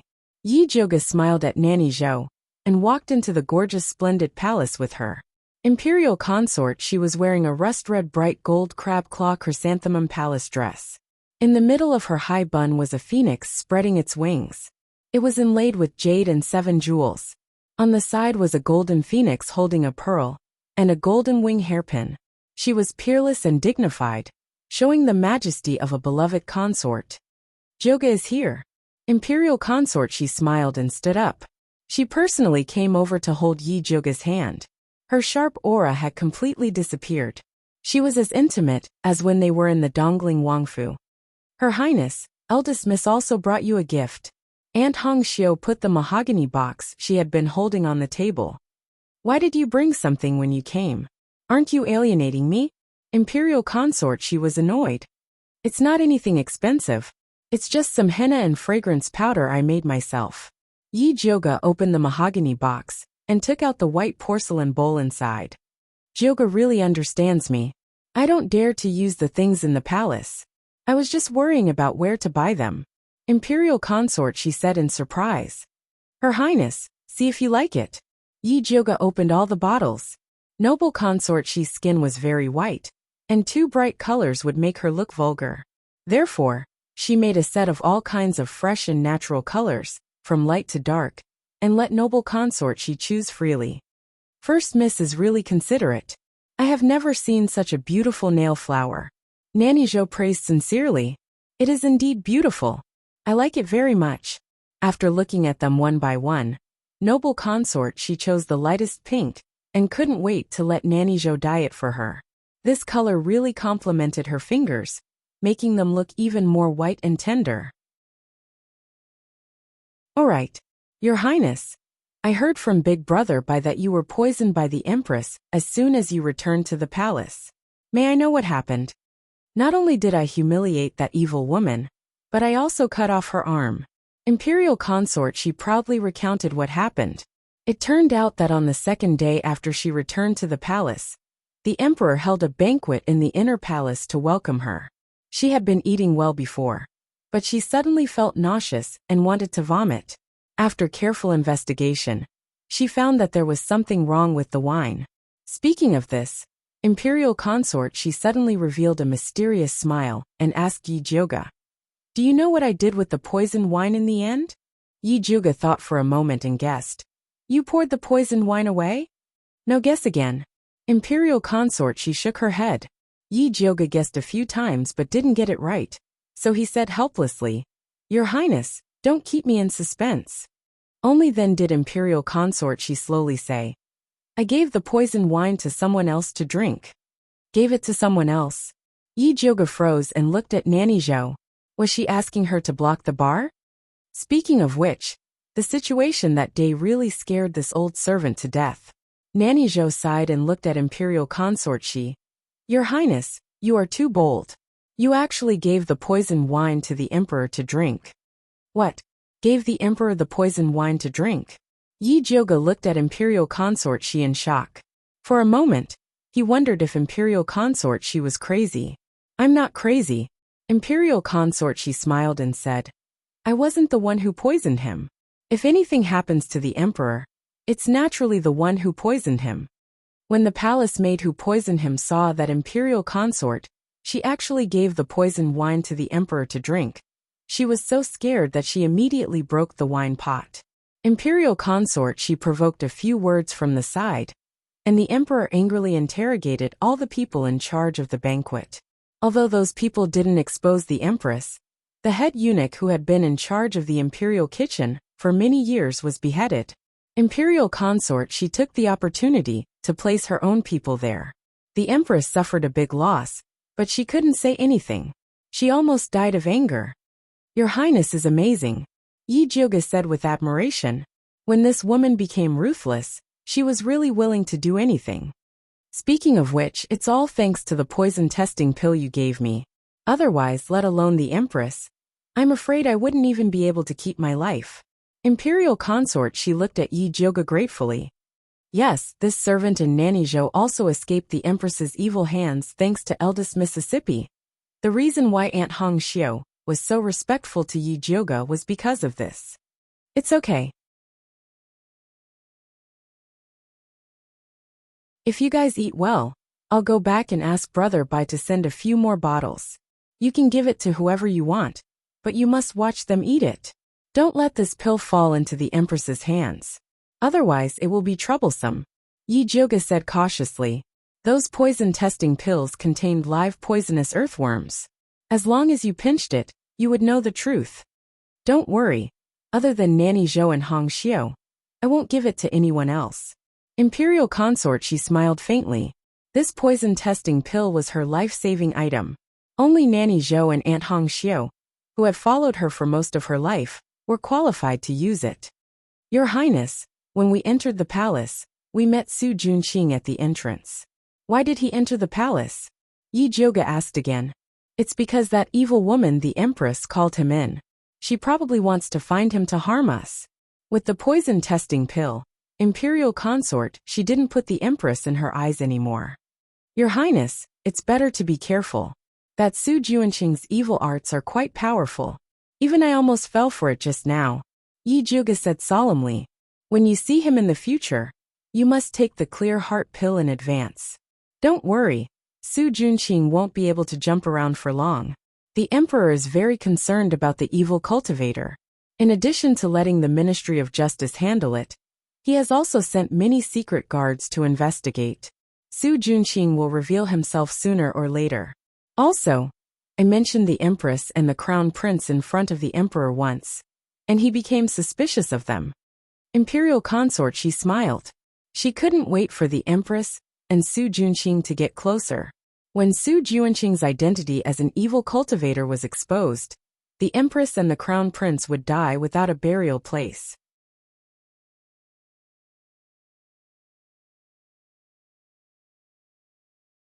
Chapter 135.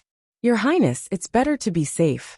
Yi Zhouge was worried that Imperial consort, she was eager to take revenge. If Emperor Xian noticed something, it would not be worth it. Don't worry, I know what to do. Noble consort, she wasn't in a hurry to take revenge at all, because she was enjoying the fact that the Empress didn't like her, but couldn't get rid of her. Yi Zhouge chatted with noble consort Shi for a while, and seeing that it was getting late, he excused himself, with the excuse of preparing for the alchemy competition. Although noble consort Shi was reluctant, she didn't want to delay Yi Zhouge's business, so she asked Aunt Hong Xiu to send Yi Zhouge back. Not only did he give her a cart full of good stuff, he even gave her a place in the alchemy competition. Yi Zhouge toyed with the red token that represented his advancement as he walked toward Purple Forest Park. Although she couldn't use this token, she still appreciated noble consort Shi's good intentions. Young miss, master invites you to the study. Pine Cypress stood at the entrance of Purple Forest Park. It looked like he had been waiting for a long time. Father, why are you looking for me? Yi Zhouge hadn't seen Yi Yuxuan in a while. Master said he has something important to discuss with you, but I don't know the specifics. Songbai replied respectfully. Got it. I'll be there in a bit. Yi Zhouge waved his hand. Yes. Pine Cypress bowed and left. Just as Yi Zhouge entered the house, Mother Qing welcomed her and said, Eldest miss, Master wants to talk to you about the alchemy competition. During this time, Mother Qing had bribed an informant in the main courtyard, so she was much more well-informed than before. Alchemy competition? Yi Zhouge raised her eyebrows. She couldn't understand why Yi Yuxuan would ask her about this. By the way, first miss, I heard that second miss is determined to win this alchemy competition. During this time, she and the Crown Prince are very close. The Crown Prince also sent a lot of alchemy materials. These were the news that Pearl inquired. The Crown Prince sure knows how to win people over. Yi Zhouge couldn't help but laugh. Win over my ass. Fortunately, the young miss woke up early and broke off the engagement with this scumbag. Mother Qing said disdainfully. When Su Yufeng was chased to the ancestral temple, Yi Shanshan was grounded. The Crown Prince sent a palace maid over to take a look, but there was no further news. Now that the alchemy competition was going to be held, the Crown Prince found that Yi Shanshan was worth a lot of money, so he became more active. This kind of two-faced man was really a scumbag. Yi Zhouge nodded in agreement. Madame Qing helped Yi Zhouge tidy up her appearance and said, Eldest miss, you should go quickly so that master won't get angry again. Yi Zhouge brought Pearl to the main courtyard, then entered the study room alone to see Yi Yuxuan. Where did you go today? Why are you back so late? Yi Yuxuan said unhappily. Noble consort, she summoned me to the palace, so I came back late. Yi Zhouge replied indifferently. Noble consort, she summoned you to the palace. How come I didn't know about this? Yi Yuxuan was shocked and angry at the same time. You didn't even tell me about such a big thing. Do you still have me as your father in your eyes? Of course not. Ever since Yi Yuxuan had tacitly agreed to let old Master Su make a move on her, she had hated Yi Yuxuan, this hypocritical fellow. If it wasn't for the fact that the title of patricide wasn't pleasant to hear, she really wanted to get rid of this scumbag of a father. Yi Jioga suppressed her anger and coldly said to Yi Yuxuan, "If you're looking for me to talk about this, then there's no need." With that, she stood up and was about to leave. "Wait a minute."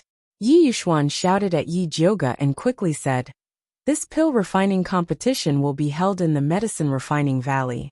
You three sisters must help each other when you go out.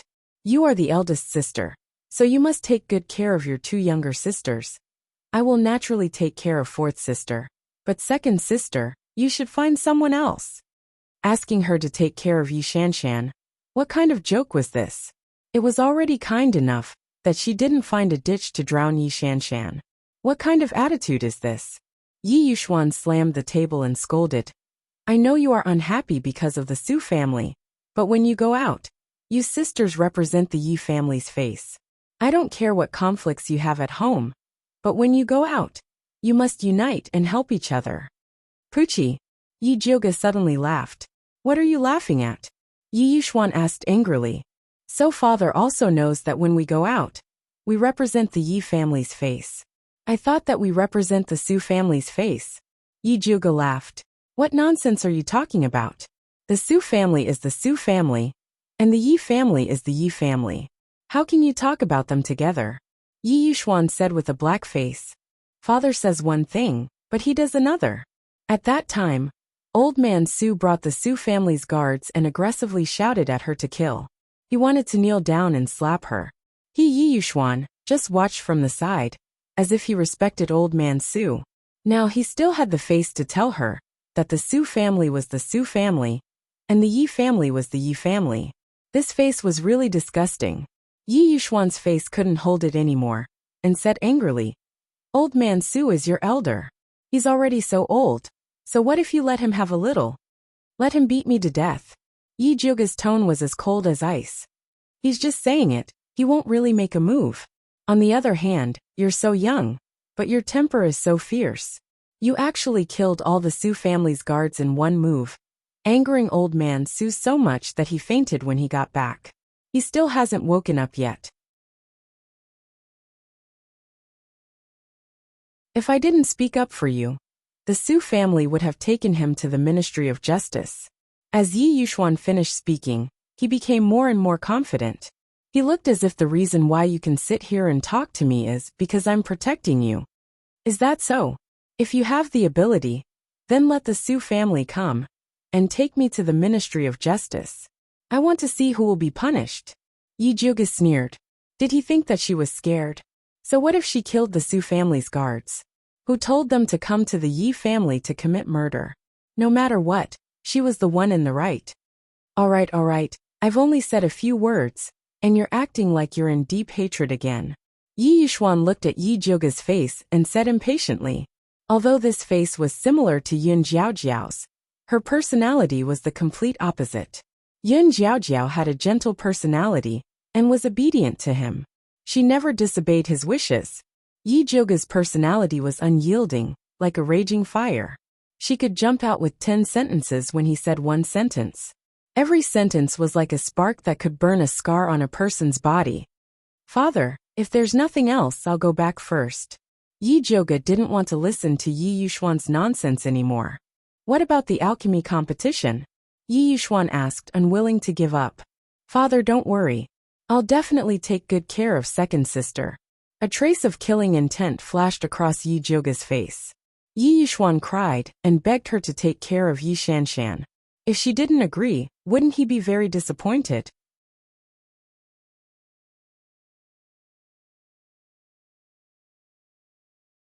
Chapter 136. Yi Jioga, I'll say it again. No matter how you fight at home, you're all surnamed Yi. Go out and give me. Before Yi Yuxuan could finish speaking, Yi Jioga had already left. He was so angry that he threw the teacup on the table to the ground. This rebellious girl really angered him to death. Yi Yuxuan took a few heavy breaths before he went to the ink garden. When Su Yufeng saw Yi Yuxuan, she immediately asked, "Master, what did Juga say?" "What else can I say? Of course I don't want to," Yi Yuxuan said snappily. He knew that with Yi Jyoga's bad temper he wouldn't agree. However, Su Yufeng did not believe him, and insisted that he give it a try. "Jyoga, that child. Why doesn't she know that lips and teeth depend on each other? Which family doesn't have conflicts with each other? But when you go out, others will think that you are a family. If a family doesn't help each other, how can others look up to you?" Su Yufeng said resentfully.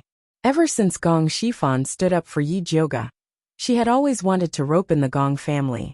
But by the time she inquired about Gong Shifan's address, he had already left. She heard that the Gong family would be sending people over for the alchemy competition, so she wanted Yi Jyoga to bring her daughter to visit the Gong family.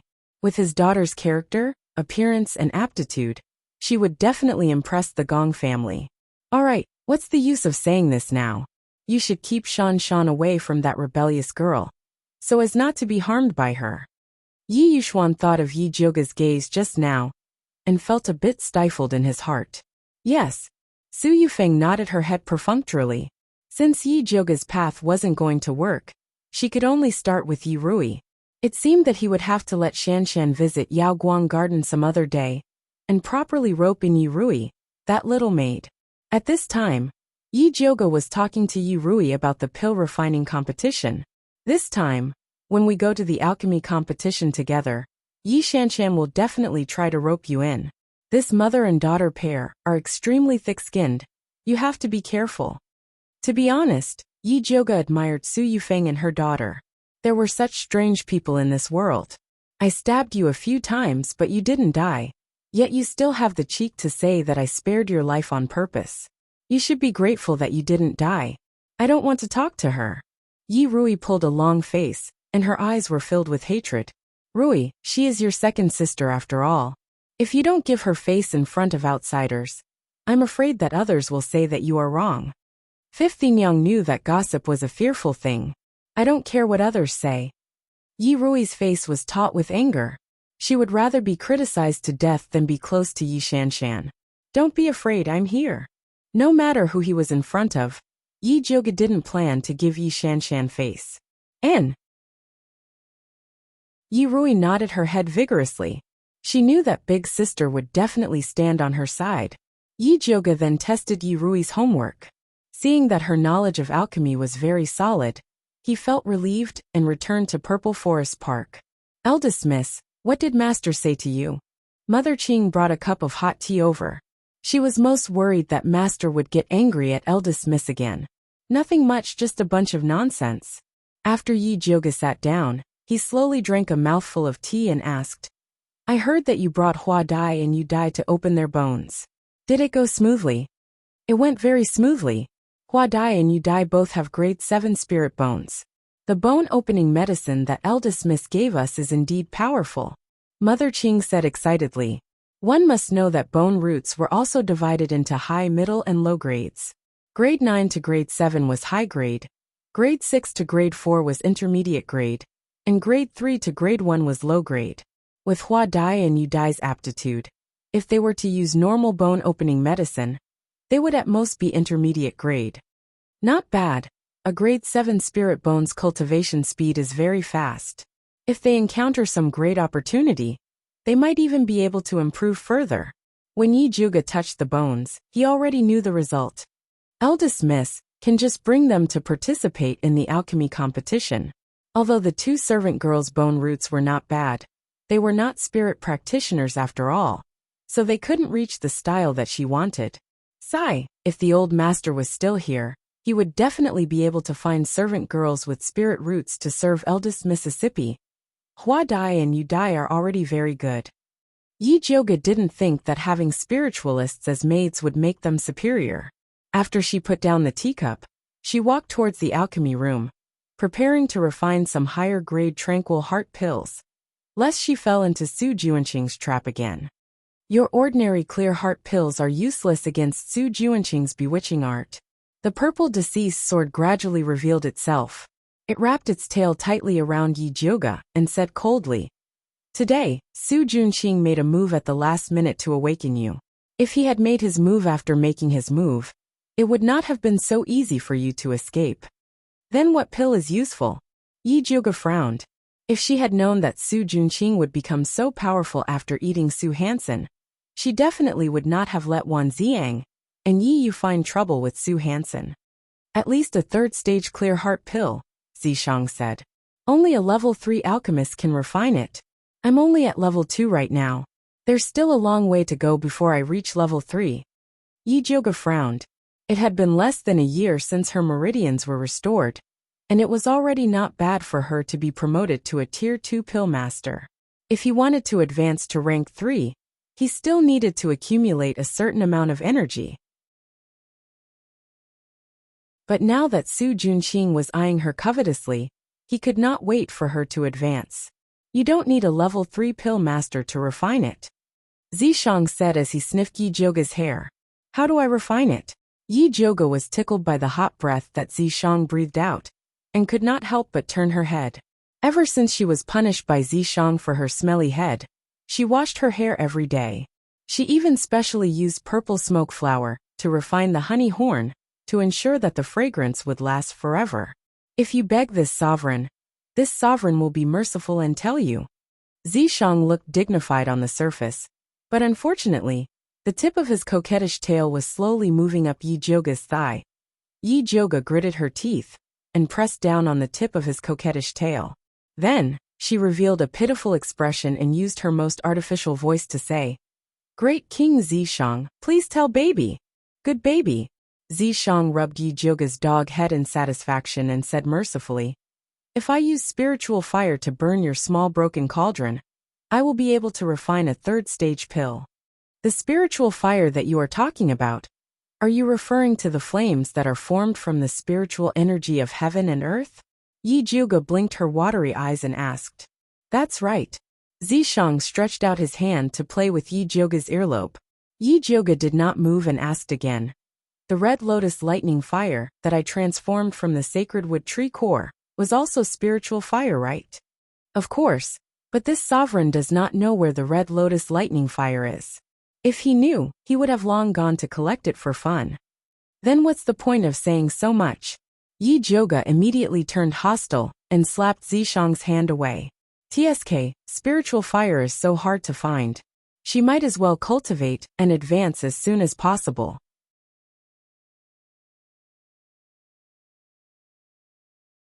Chapter 137. Little dummy, although I can't find the red lotus thunder fire, there are a lot of other little spiritual fires. Zishang revealed a devilish smile. He pinched Yi Jiuge's cheeks and gently pulled them apart. Then, he lifted them up as if he was kneading dough. Yi Jiuge was angry, but she didn't dare to say anything. In order to get the spiritual fire, she put down her pride and shouted flatteringly, Zishang, great king, please take me to find the spiritual fire. Compared to the spiritual fire, dignity was nothing. It would not be a problem to call him daddy, much less king. Good boy. Zishang rubbed Yi Jiuge's head in satisfaction. Then, he waved at the fat black rat that was curled up in a corner. Pippi. The fat black rat immediately scurried over and placed its paws on its chest, looking at Zishang with a fawning expression. He didn't know how Zishang and the fat black rat communicated. The fat black rat's furry face was full of seriousness. Finally, it raised its right paw, nodded and shouted, Pippi. What are you guys being naughty about? Yi Jiuge couldn't help but ask. Follow it. It will bring you to find the spiritual fire. After Zishang said this, he returned to Yi Jiuge's imprint. Black fatty, where's the spiritual fire? Yi Jiuge looked at the fat black rat with a burning gaze. Pippi. The fat black rat waved its fat paw and turned into a stream of light as it ran outside. Yi Jiuge followed the fat black rat out of Shangjing and ran all the way to a deep forest 300 miles away.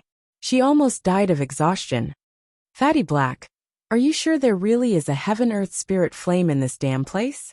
Yi Jiuge wiped the sweat off his forehead as he looked at the desolate valley in front of him.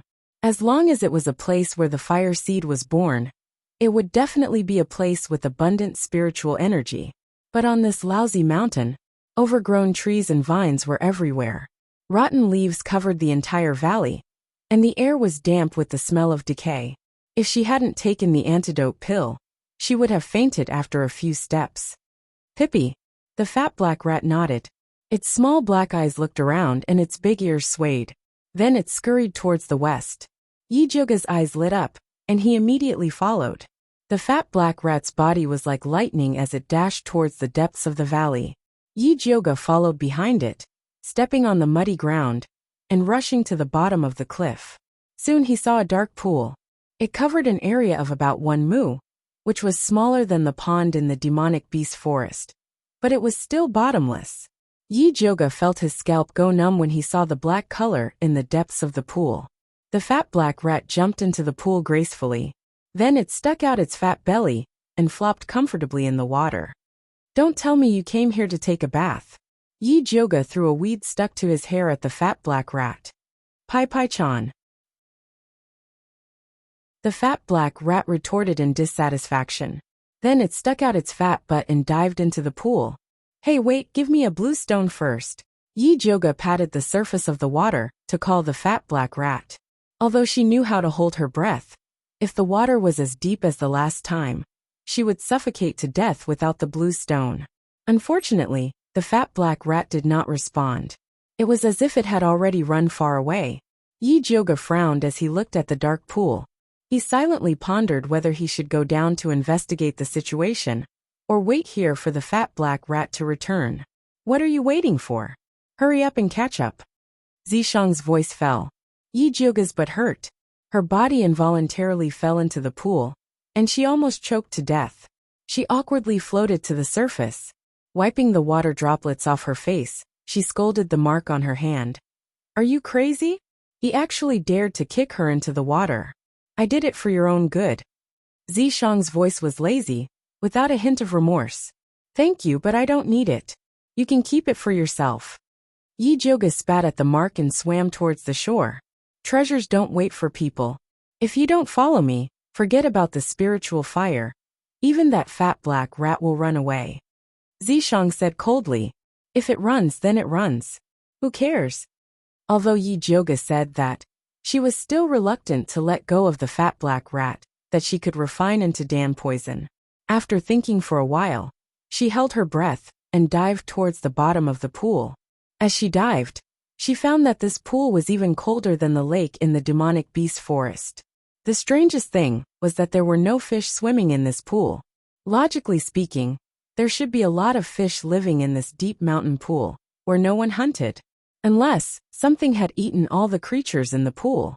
Her heart skipped a beat. She felt uneasy for some reason. The air in her lungs was getting thinner and thinner. If she dived any further, it would be very dangerous. Although the spiritual fire was important, her life was even more important. Yijioga decisively turned around and wanted to return to the shore. At this moment, a dangerous aura suddenly came from the dark depths of the pool. The water flowed quickly, as if something was quickly approaching her. In the next moment, an ugly and bumpy face with sharp teeth appeared in front of her. It was actually a second-ranked demonic beast, the iron-skin crocodile. This type of crocodile was extremely savage. There would be no living creatures in the waters where it was. The iron skin on its body was indestructible. Its hard and sharp teeth could bite through rocks. It could be said to be the overlord of the water. Yijioga was a dragon on the shore, but a worm underwater. There was no way she could fight against this iron-skin crocodile. However, in this situation she couldn't run away. She could only face it head-on. Yijioga took out the Thunder Snake illusionary whip from her waist and infused it with spiritual energy to whip the crocodile. Although the Thunder Snake illusionary whip turned into purple lightning in the water, it still accurately landed on the iron-skin crocodile. The iron-skin crocodile trembled in pain. Its eyes revealed a fierce glint. It swung its thick tail and pounced towards Yijioga like an arrow. Yijioga whipped the iron-skin crocodile's bloody mouth again. Using the rebound force, she slid backwards and dodged this attack. The black-skin crocodile felt pain after being hit by the Thunder Snake illusionary whip. It became even more berserk. It opened its mouth and spat out a water column. Yijioga felt a dull pain in her chest from the waves. She lost her balance and knew that she couldn't continue fighting with the iron-skinned crocodile. She had to settle this quickly. Yi Jyoga raised the thunder snake illusionary whip again and stuck her finger into the snake's head. There were 2 snake teeth inside. Sucking blood could unlock the demon artifact's seal. However, it could only be unlocked once a day. Unlock Thunder Snake Demon Artifact, Yi Jyoga muttered in her heart.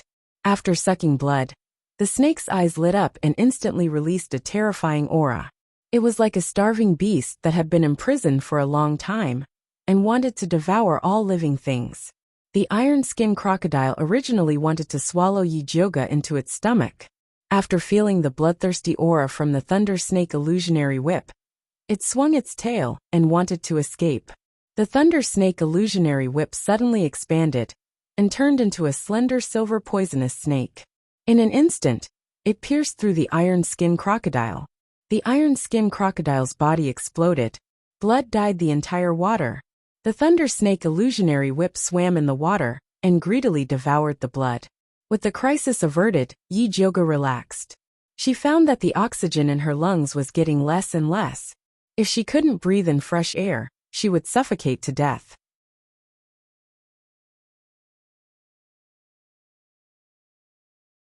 Chapter 138. Little dummy, can't you tell me if you want to transfer chi to me? Zishang showed up in the water and leisurely swayed his long black snake tail, protecting Yi Jyoga by his side. His jade-like skin emitted a faint light.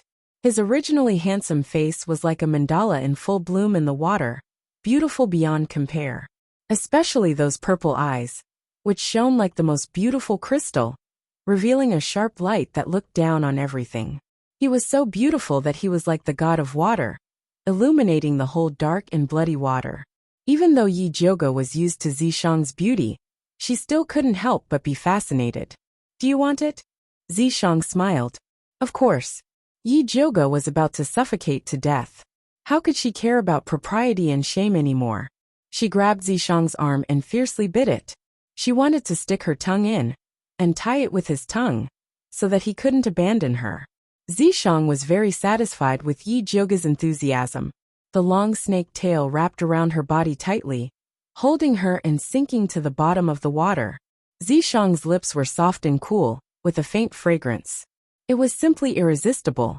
After Yi Jyoga recovered from the extreme suffocation, she only felt satisfied, dizzy, and weak all over. She actually had a strange pleasure. No wonder some perverts like to play suffocation. It was really special, but she definitely didn't want to try it again. At this time, they had already sunk to the bottom of the water. In front of them was an extremely gloomy water channel with a strange smell. This dark and bottomless water channel should be very scary. But because of Zishang's beauty, Yi Jyoga completely ignored this gloomy environment. In her eyes, there was only Zishang's charming purple eyes, straight nose, red lips, and the beautiful and mysterious demon tattoos on his body. Yi Jyoga didn't know that in Zishang's eyes, she was also like a white lotus that was blooming, beautiful, enchanting, and extremely moving.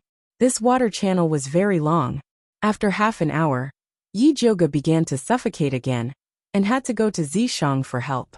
Their bodies were entangled, one up and one down, rising and falling in the water, with indescribable ambiguity.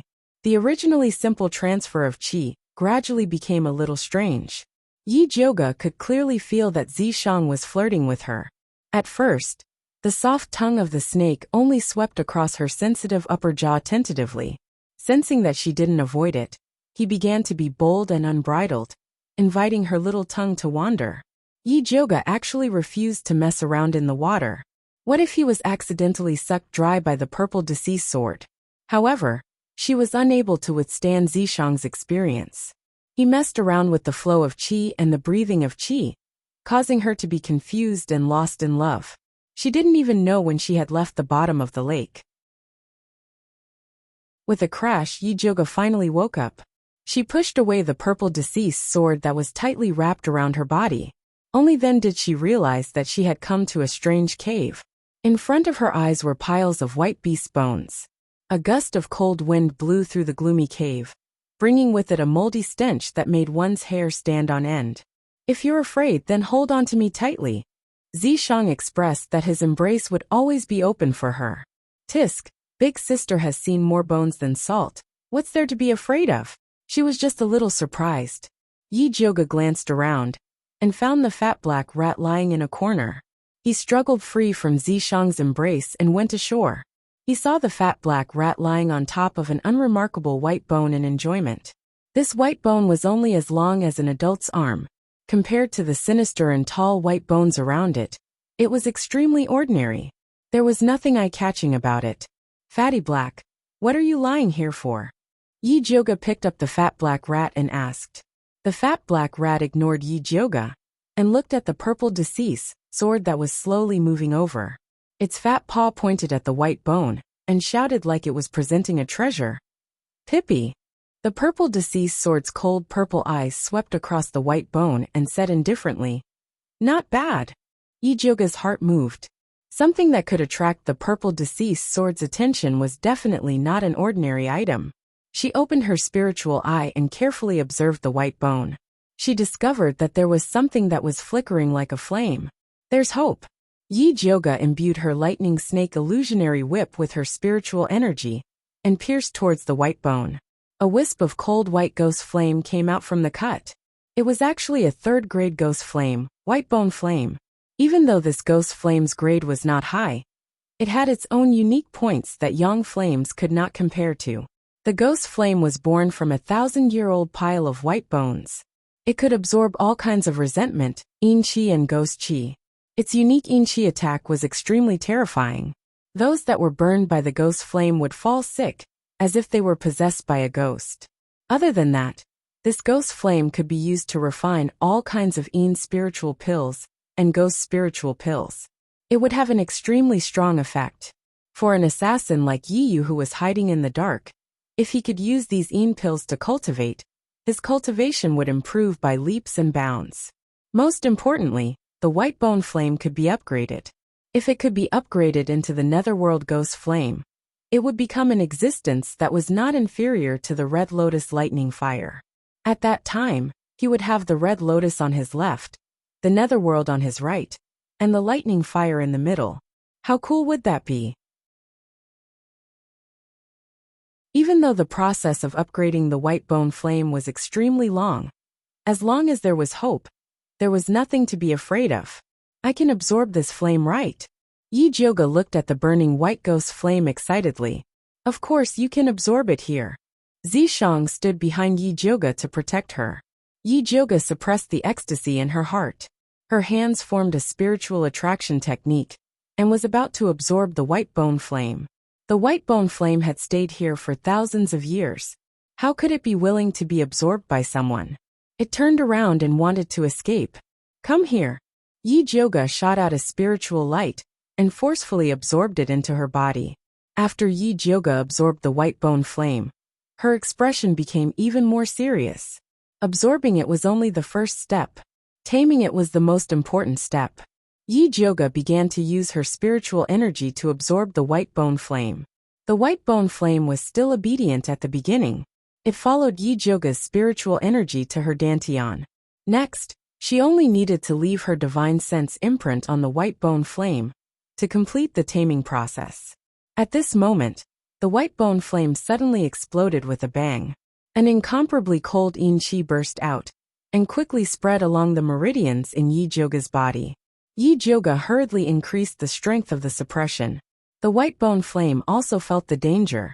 The flame rapidly swallowed and spat out waves of cold yin qi. Yi Jioga's spiritual energy was greatly consumed by the white bone flame's struggle. At this speed, her spiritual energy would soon be completely exhausted. At that time, the white bone flame would lose its suppression. It would start to burn from within her body and directly burn her to ashes. Yi Jioga could not help but shiver. She was in a trance. Suddenly, layers upon layers of ghost shadows appeared in front of her. A cold wind blew and 10,000 ghosts cried. The door to the yellow spring slowly opened. Countless ghost claws grabbed Yi Jioga's ankle and pulled her towards the yellow springs. Yi Jioga felt her scalp go numb. She could not help but scream.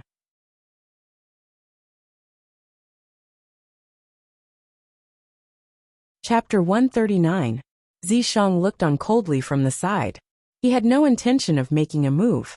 If he couldn't even subdue this small white bone flame, then there was no way he could subdue the red lotus lightning fire. When Yi Jioge sensed Zishang's disdain, he immediately sobered up and the evil fire in his heart flared up. It was fine if Zishang bullied her. You little wildfire dare to behave atrociously in front of me? Do you really think I'm a sick cat? Yi Jioge mobilized all of his spiritual energy. Inside his body, a silvery white mini lightning snake phantom whip was formed. The little thunder snake illusionary whip opened its mouth wide and was filled with killing intent. It was ferocious and greedy, like a vicious beast released from the abyss. It wanted to devour everything and be quiet. If you don't listen to me, I'll eat you. Yi Jioge's ruthless killing intent was transmitted to the white bone flame through the thunder snake illusionary whip without any obstruction. She already had a disobedient demonic weapon, the thunder snake mirage whip, so she didn't want to get another disobedient spiritual fire. After the white bone flame felt Yi Jioge's killing intent, it immediately shrunk into the shape of a small skeleton, hugging its knees and shivering in its dantian. Like a child being threatened by a bully, Yi Jioge knew that this was a sign of the white bone flame submitting to her. So she took the opportunity to place a divine sense imprint on the white bone flame. After successfully subduing the white bone fire, the extremely cold Yin power just now turned into pure spiritual power, directly allowing her to advance from a rudimentary spiritualist to an intermediate spiritualist. It was indeed a treasure. Yi Jioge was delighted and stretched out her index finger. A wisp of eerie white flame rose, illuminating her face with a very strange sense of beauty. It was like a white lotus flower blooming in a pool of blood filled with white bones. The extreme black revealed the extreme white. This kind of beauty was even more holy and beautiful than that of a fairy from the ninth heaven. It could simply shake one's soul. Yi Jioge didn't know that he was walking further and further down the path of the white lotus.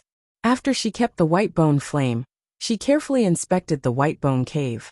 Apart from a pile of iron skin crocodile bones, there was nothing else. It seemed that this cave was the burial chamber of the iron skin crocodile. Every iron skin crocodile who was ready to die would come here to rest in peace. If that was the case, there would soon be new iron skin crocodiles guarding the tomb. Thinking of this, Yi Jioge couldn't wait to leave. At this time, the thunder snake illusionary whip suddenly broke free from Yi Jioge's grasp. It transformed into a giant python, opened its mouth, and swallowed all the bones in the tomb. What's going on? Yi Jioge turned to ask Zishang. You eat meat, but can't it drink soup?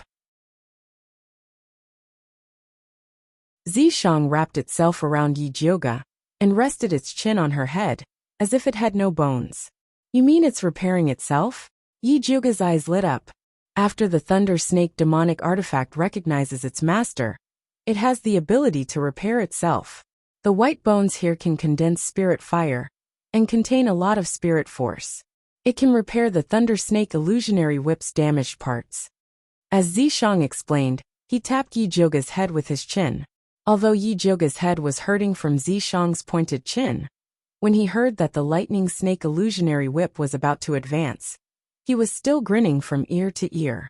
No wonder spiritualists love to hunt for treasures. It's a profitable business indeed. This time, not only did she manage to subdue the white bone flame and successfully advance, she could also repair the demon artifact at the same time. What a great deal! After the lightning snake illusionary whip devoured all of the white bones, it returned to Yi Jioge's hand. The color of the snake scales on its body became more and more exquisite. It faintly looked like a fourth segment was growing, and it looked even more spiritual. Yi Jioge rubbed it twice in satisfaction, and wrapped the lightning snake illusionary whip back around his waist. At this time, the fat black rat shouted in dissatisfaction, "Pie pie! You guys eat meat and drink soup, what about me? Say it, what do you want?" Yi Jioge was in a good mood. She knew that it was the fat black rat's credit that they were able to find the white bone flame this time. Naturally, she had to reward it. "Pie pie!" The fat black rat revealed its sharp white teeth at Yi Jioge's finger. Then it bit its little paw and made a sucking expression. "You want to suck my blood?" Yi Jioge instantly understood. She didn't expect her blood to be so awesome that even the fat black rat coveted it. Pai Pai Chan. The fat black rat nodded and blinked its big eyes, revealing a flattering expression. Before Yi Jyoga could reply, a fierce and terrifying aura burst forth. Daring to touch this sovereign's person, you have guts. Zishang raised his hand, and an invisible force grabbed the fat black rat and lifted it into the air. Pai Pai. The fat black rat was so scared that it stuffed its two fat paws into its mouth. With its big eyes filled with tears, it looked at Yi Jyoga pitifully. That's enough. What's so heroic about scaring a fat mouse? Besides, it wants my blood, not yours. Yi Jyoga patted Zishang's arm. She still needed this fat black rat to help her purify the pill poison. What if I scare it away? Zishang narrowed his eyes and looked at Yi Jyoga. He did not put down the fat black rat. Instead, he asked with a threatening tone, "Do you still want to suck her blood?" Pai Pai Pai Pai. The fat black rat shook its head with all its might. Only then did Zishang put down the fat black rat. The fat black rat ran back into Yi Jyoga's bag. Yi Jyoga lightly patted the fat black rat's position and said to herself, "It's okay. When Zishang falls asleep, Big Sister will secretly feed you. I'm warning you, you better not have this idea." Zishang narrowed his purple eyes and said coldly, "This spirit rat's origin is unknown. Before we find out its background, you better not get too close to it. It's just a fat black rat. What's there to worry about?" Yi Jyoga felt that Zishang was making a big fuss over a minor issue. This fat black rat was so weak. It did not have any attack power. What kind of storm could it cause? Don't forget the agreement between us. Every drop of blood on your body belongs to me. If you dare to act rashly, don't blame me for being impolite. Seeing that Yi Jyoga still had a disapproving expression, Zishang's eyes flashed with a dangerous light. He hugged her and pressed her down on his lower abdomen. The taste of punishment was self-evident. Yi Jyoga could clearly feel two bulging bulges pushing against her from behind. At this time she remembered a legend. The snake seemed to have two big sticks. Yi Jyoga's scalp instantly went numb. She hurriedly promised, "I won't move. I won't move." "You really won't move?" Zishang exhaled, but his voice was filled with regret. "I really won't move. So quickly take back your two evil sticks." Zishang's red lips hooked up. He slowly let go of Yi Jyoga. Actually, he did not want to do anything to Yi Jyoga in this damned place. He was only teasing her. But Yi Jyoga, this idiot, was too stubborn. He could only use this kind of method to threaten her. Yi Jyoga secretly heaved a sigh of relief. She did not want to stay in this damned place for another second. She also did not want to go back with Zishang. Thus, she took out the fat black rat and said, "Do you still have those blue stones from last time? Give me one."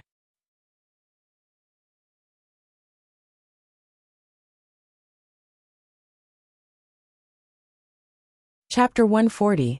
The fat black rat looked at Zishang. Seeing that he didn't object, it took out a blue stone from its small animal skin bag and threw it to Yi Jyoga. Yi Jyoga ate the blue stone and said to Zishang, "Let's go." Zishang didn't say anything and went into the water with Yi Jyoga. Yi Jyoga was eager to go back and returned to the shore at a faster speed than when he came. After Zishang followed Yi Jyoga to the shore, he gently patted her head and said, "Get the spirit fire and go back to concoct pills." Yi Jyoga didn't dare to provoke the stick snake and obediently nodded. Zishang then returned to the imprint with satisfaction. Yi Jyoga heaved a sigh of relief and rejoiced in her heart. Luckily, Zishang's demon power hadn't recovered yet, and the time he could spend every day was limited.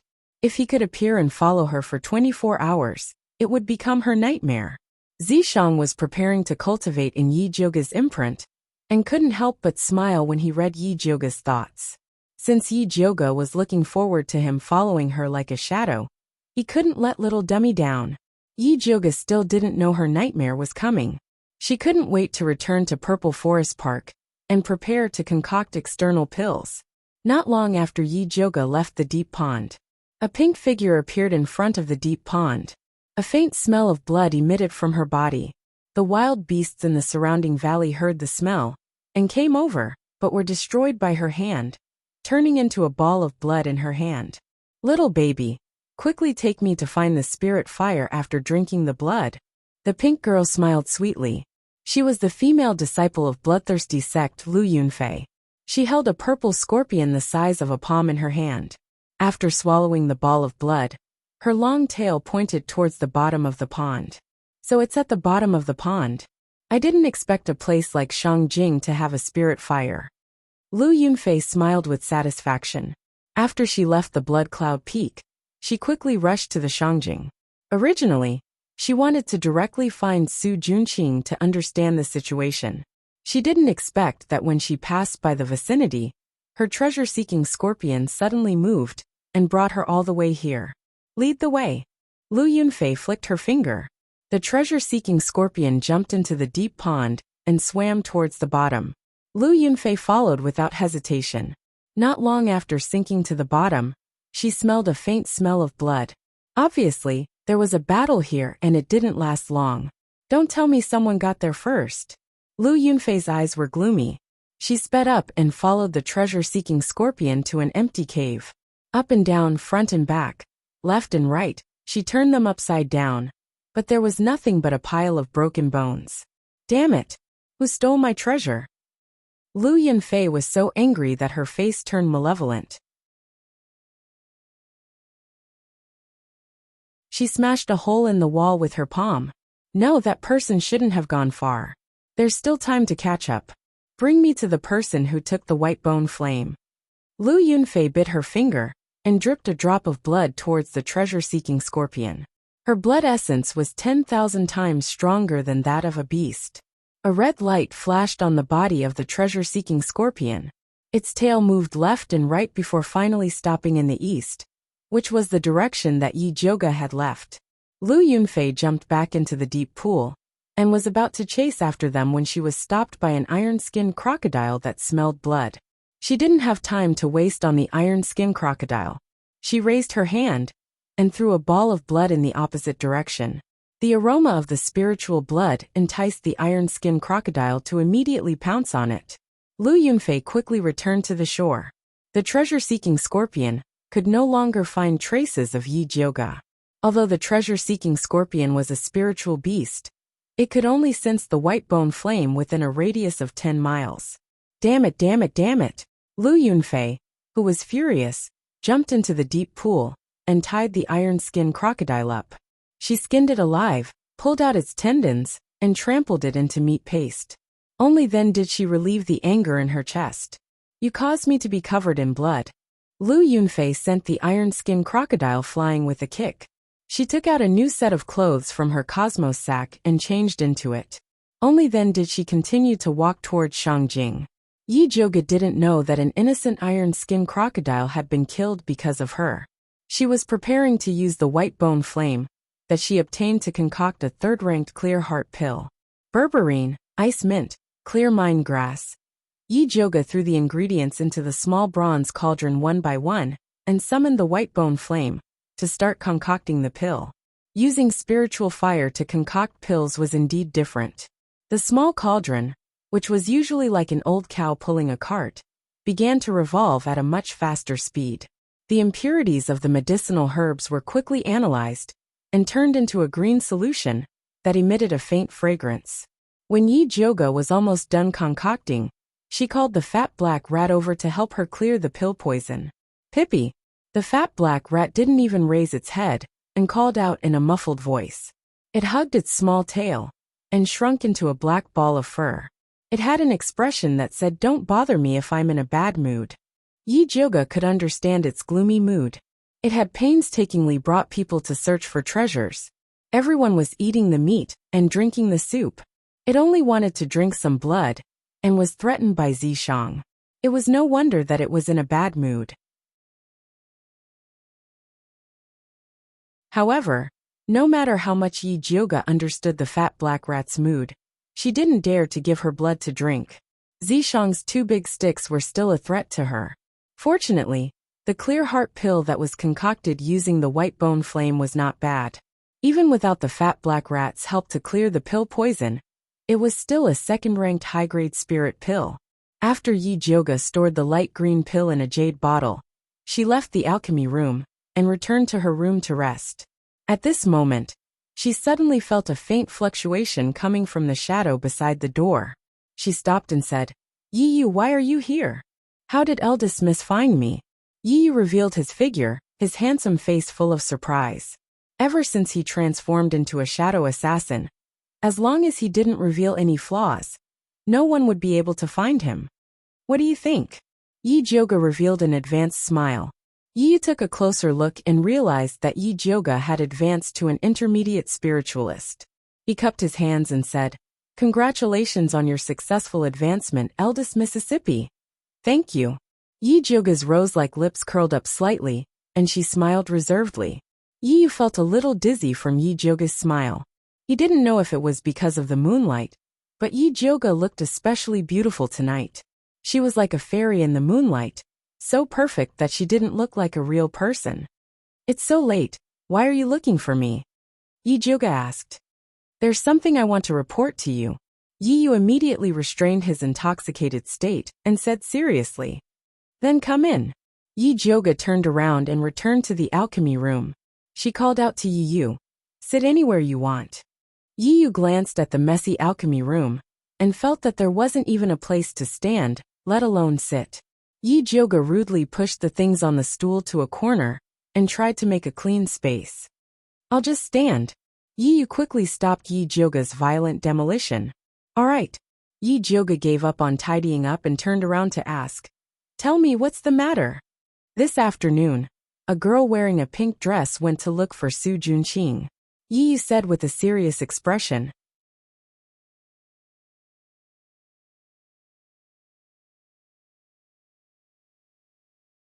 Chapter 141.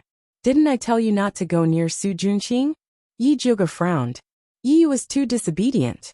What if Su Junqing, that pervert, found out? "I didn't go near him. It was the rats guarding the Su residence that told me." Yi Yu quickly explained.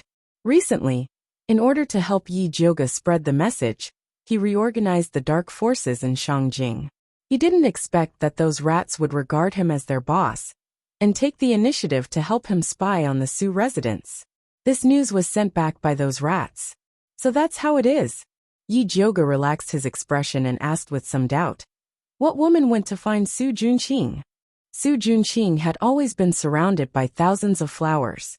He had never heard of a woman who dared to go to his door to find him.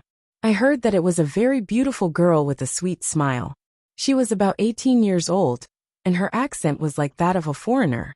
At that time, Su Junqing personally came out to greet her and seemed to be very respectful to her." Yi Yu couldn't help but pause before continuing. "I received the news and rushed over. At the door, I smelled a cold, bloody smell similar to Su Junqing's. It should be left behind by that woman." Yi Yu's cultivation had improved a lot during this period of time. He was also more sensitive to yin qi and bloody smell. Seems like that woman is also a heretic cultivator. Yi Jioga thought of the empress who was repeatedly frustrated in the palace. Could she be the one who called them over? "Should I go and investigate?" Yi Yu asked tentatively. Yi Jioga didn't allow him to go near the Su residence, so he didn't dare to act rashly. Yi Jioga thought about it and shook his head. Recently, Shangjing has been searching for heretic cultivators. This woman appeared in the Su residence openly and left behind such a strong smell. It's really not normal. "You mean there's a trap?" Yi Yu immediately understood. "It's very possible." Yi Jioga nodded. The female heretic cultivator coming to Shangjing at this time was very likely to find Su Junqing to investigate Su Hansen's murder. Su Junqing took the opportunity to set a trap and used the female heretic cultivator to deal with them. Just when Yi Jioga and Yi Yu were guessing Su Junqing's purpose, Su Junqing was respectfully welcoming Lu Yunfei into his study. "Your place is not bad." Lu Yunfei looked at the elegant study in front of her and reached out to fiddle with the neatly arranged brushes. "Senior sister, please excuse me." Su Junqing wore a golden crown on his head and a white robe. He was cultured, elegant, and had an extraordinary bearing. He did not look like a bloodthirsty sect disciple at all. Lu Yunfei played with the ends of her black hair as her watery gaze fell on Su Junqing. Her small pink tongue couldn't help but lightly lick her lips. Su Junqing felt like a frog being stared at by a poisonous snake, and a layer of cold sweat immediately appeared on his back. Although he rarely returned to the bloodthirsty sect, he had heard a little about this senior sister, who liked to collect the skin of beautiful women. He knew that in addition to being bloodthirsty, she had also cultivated some evil arts of harvesting yang to nourish yin. A few of the good-looking men in bloodthirsty sect had mysteriously died. The rest of the male disciples had their faces covered in dirt, keeping a respectful distance from her. Even bloodthirsty ancestor, who loved beauties, did not dare to have any ideas about Lu Yunfei. Junior brother, why are you sweating so much? Lu Yunfei moved closer to Su Junqing and placed her soft little hand on his shoulder. Her voice was as sweet as honey. It's probably because the weather is hot. Senior sister, you must be tired after a long journey. Why don't you have a drink to relieve yourself first?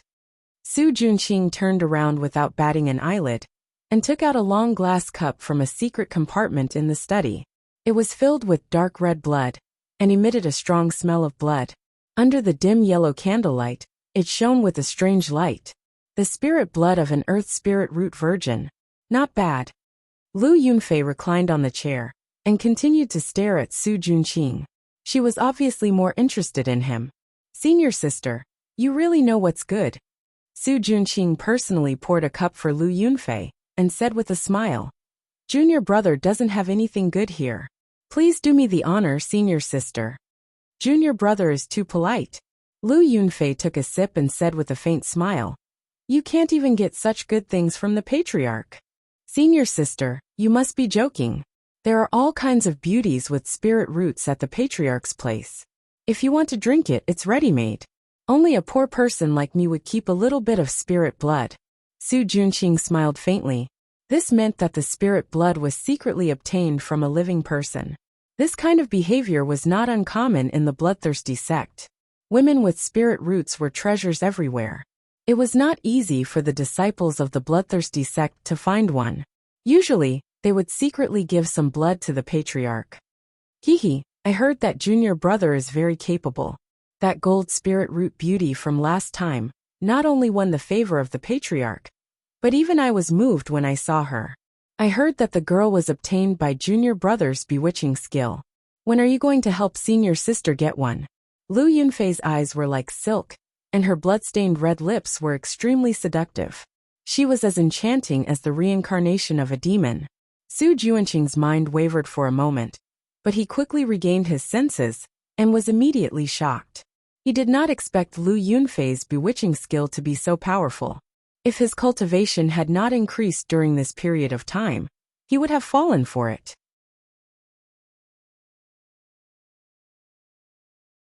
He did not dare to show that he was awake, so he continued to pretend to be confused and asked, May I know which beauty senior sister is talking about? The beauty with the red mole between her eyebrows. Lu Yunfei pinched Su Junqing's handsome face with her soft little hands and said coquettishly, You heartless person, you forgot so quickly. There was no other beauty with a red mole between her eyebrows but Yi Yunji. When Su Junqing thought of Yi Yunji, he could not keep the smile on his face. All these years, he had cheated and tricked many beauties with spirit roots for the patriarch. Yi Yunji was undoubtedly the most special one. What was special about her was not that her spirit root was powerful, nor was it that her beauty was unparalleled. Instead, it was that Yi Yunji became pregnant with his child after they consummated their marriage. The beautiful appearance of Yi Yunji when she was pregnant flashed through his mind, and he felt an inexplicable sourness in his heart. At that time, he really wanted to hide Yi Yunji and let her give birth to the child safely. He did not expect that she would abort the child after learning that the Yi family was destroyed. When Su Junqing thought of the bloody fetus, he could not help but clench his fists. He did not need a bitch who was out of control. Therefore, he did not hesitate to give Yi Yunji to the bloodthirsty patriarch. He had thought that she would die quickly like the other women. He did not expect that she was still alive. Lu Yunfei had been observing Su Junqing's expression. When she saw that his expression was ferocious and filled with hatred, which was no different from the bastards of the bloodthirsty sect, she immediately lost interest. Lu Yunfei's pretty face changed, and she said impatiently, "This time, I came to investigate the cause of death of Nurse Sue and Sue Hansen. Tell me what happened."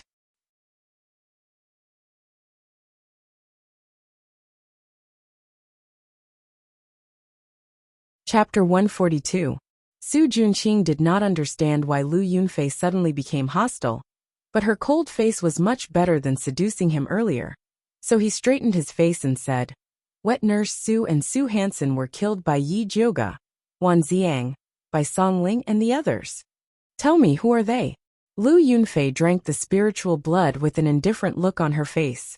Su Junqing then explained the origins of Yi Jioga and the other two.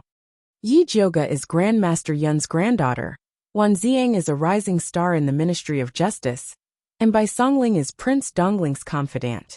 Are you afraid that others won't know about the existence of us evil cultivators? Lu Yunfei's eyes instantly turned dangerous. Although she was arrogant, she was not brainless. Evil cultivators' cultivation methods were cruel, and had always been a thorn in the side of the righteous spiritualists. Otherwise, the bloodthirsty sect would not have hidden in the remote mountains. Now that Emperor Xian Wu was searching for evil cultivators everywhere, if she made such a big case, wouldn't she be giving it to the righteous spiritualists? "Senior sister, please calm down. Listen to me for a moment." Su Junqing carefully explained his plan to her. After listening, Lu Yunfei could not help but look at Su Junqing and smiled. "I really underestimated Junior Brother. Junior Brother is really talented to think of such an idea. Senior sister, you flatter me. I'm also doing this for the good of the bloodthirsty sect. As long as we get rid of all these people, I can guarantee that Emperor Xian Wu will not dare to mention evil cultivators again." Su Junqing said confidently. He had spent a lot of effort to think of this idea. It would definitely be able to get rid of those thorns. "Okay, then we'll do as you say." Lu Yunfei nodded indifferently. "Thank you for your support, senior sister." Su Junqing cupped his hands and said, "Senior sister coming here today has probably attracted the attention of many people. There might be spies coming to investigate. Senior sister, please help me." "What, a few spies are enough to stump you?" Lu Yunfei played with the glass cup and drank another mouthful of spirit blood. "Senior sister, please don't laugh at me. I'm not afraid of other spies, but there is one that is very difficult to deal with." Su Junqing sighed and said, "That spy is called Yi Yu and has already cultivated into a shadow assassin. He comes and goes without a trace and is truly difficult to deal with." "Interesting, I like this kind of excitement." Lu Yunfei licked the blood on the corner of her mouth, like a cat that smelled blood. "With senior sister's help, that scout will definitely die." Su Junqing had a smile on his face, but his eyes were sizing up Lu Yunfei without a trace.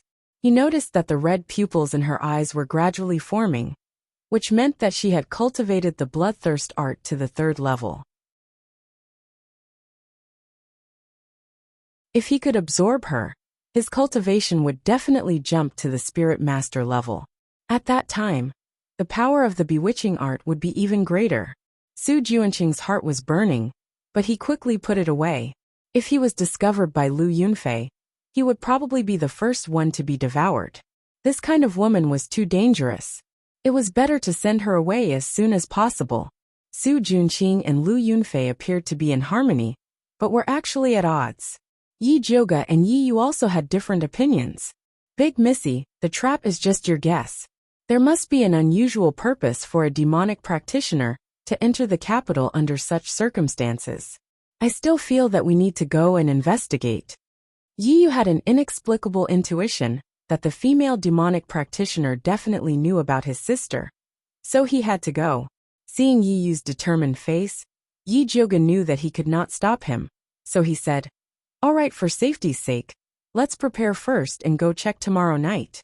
"I'm afraid it will be late tomorrow." Yi Yu wanted to go now. "If I say tomorrow night, then tomorrow night. If you don't listen to me, don't come and ask me for anything in the future." Yi Jioga's face darkened. At this time, Zishang's lazy voice sounded in Yi Jioga's ears. If you had listened to me and imprinted a slave contract on him, he definitely would not have dared to act recklessly. I have no interest in being a slave leader. Yi Jioga did not want to conquer the continent, so why would he need a slave? Everyone took what they needed and parted on good terms. Zishang was very dissatisfied with Yi Jioga's lack of fighting spirit, but he did not say anything more. Seeing Yi Jioga's expression constantly changing, Yi Yu thought that she was really angry, so he hurriedly said, "I'll listen to you. It's getting late, you go back first, and come find me tomorrow night." Yi Jioga pinched the bridge of her nose. In order to recover the white bone flame, she had been running around for a whole day and was exhausted. "Sorry to disturb you, then you should rest well." Seeing the tired look on Yi Jioga's face, Yi Yu suddenly felt a little guilty. Yi Jioga half squinted her eyes, waved her hand, and like a wandering spirit, she returned to the house and fell asleep.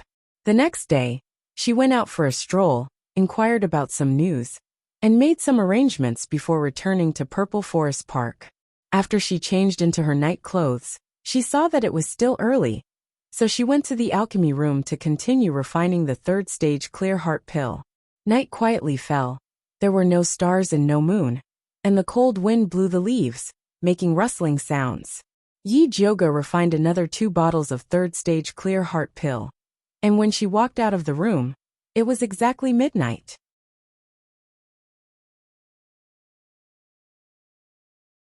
Yi was already waiting in the courtyard and said, "Eldest miss, the spy I placed in the Su residence reported that after that woman entered the Su residence, she was arranged by Su Junqing to stay in his study, and no one was allowed to enter or leave.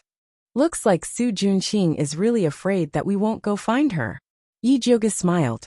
Arranging a woman of unknown origin to stay in such a strange place like the study, as long as one was interested in the Su residence, they would not be able to resist investigating. "Eldest miss, why don't I go to the Su residence myself?" Yi was not afraid of traps, but he was afraid of dragging Yi Jioga down. "Don't be silly, take this, before entering the Su residence. It can resist Su Junqing's bewitching spell." Yi Jioga threw the newly refined clear heart pill to Yi Yu. "Many thanks." Yi Yu took the pill, and once again rejoiced that he followed a pill master, so he did not have to worry about pills. Yi Jioga put on her mask and quietly went to the Su residence with Yi Yu. Compared to the previous time when it was brightly lit, the current Su residence was much dimmer. Su Junqing's study is next to the main courtyard. Yi Yu stood in the shadows and pointed to the brightly lit small courtyard in the middle. Yi Jioga glanced at the main courtyard, and then looked at Old Master Su's small building, and asked, "How is Old Master Su now? How else can he be? His descendants are filial, greet him in the morning and evening, and he is surrounded by servants. What a blessing!" Yi Yu sneered. He hated everyone in the Su family, including Old Master Su. Knowing that he is not doing well, then I am relieved. Yi Jioga smiled. Until now, the spirit doctors in Shangjing had not discovered that Old Master Su's coma was caused by a demonic technique, so there was no cure. Yi Yu deeply agreed with Yi Jioga's words and softly asked, "Eldest miss, do we go now?" "No rush, wait a little longer." Yi Jioga shook her head. Now is not the time to go in.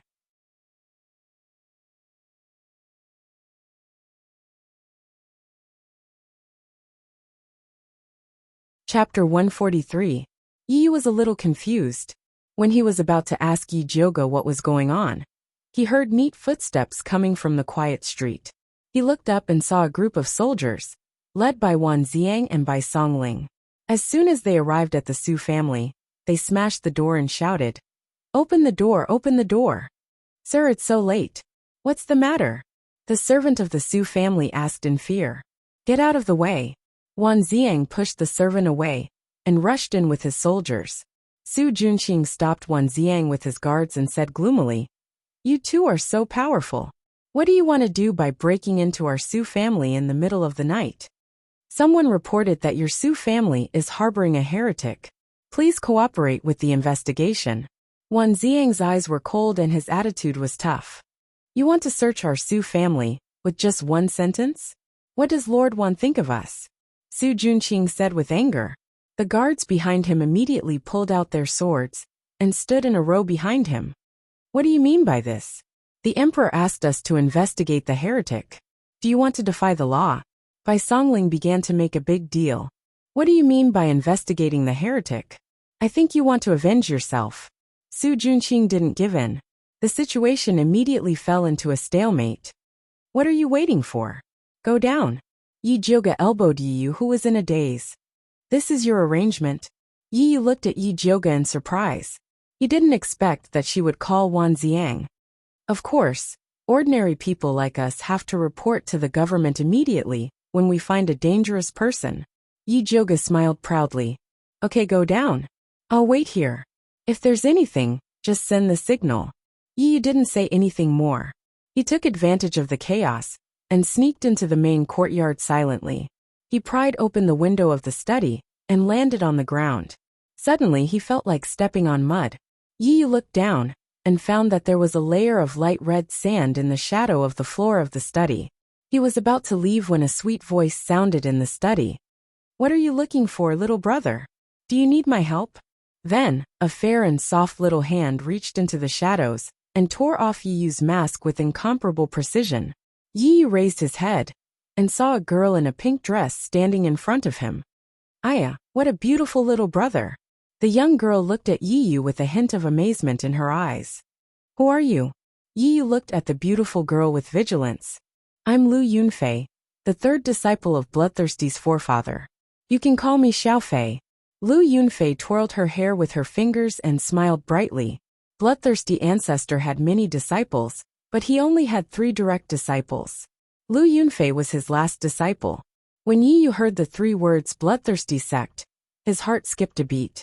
He calmly asked, Why are you here? Are you also here to ask Su Junqing for human blood to cultivate? Hehe. Those who cultivate with human blood are all outer disciples. I don't need it.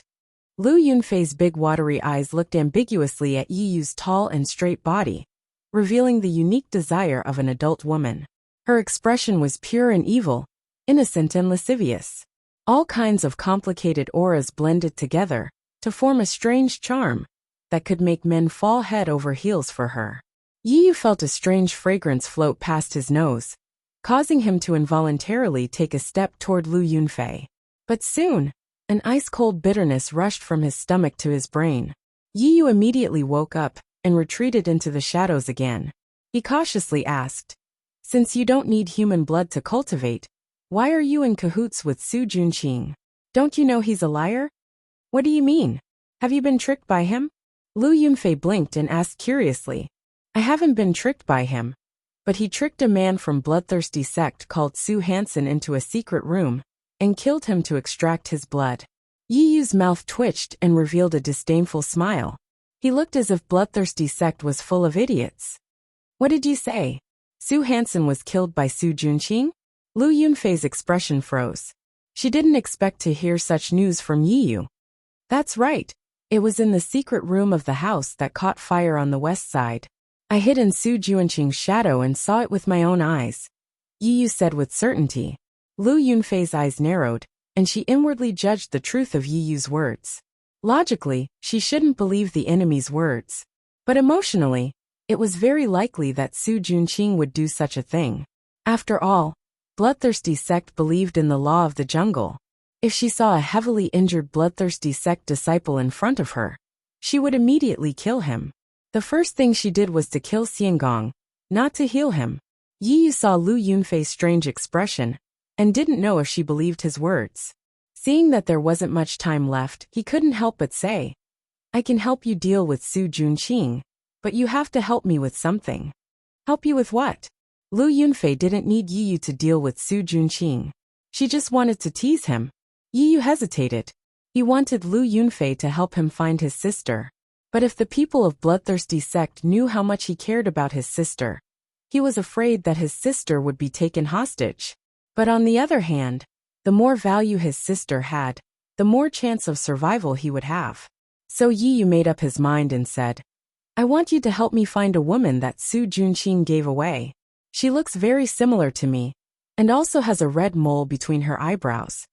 Yi Yunji looked very similar to Yi Yu, and also had a red mole between her eyebrows. But compared to Yi Yunji, who was soft on the outside but hard on the inside. Yi Yu was colder, more beautiful and more charming.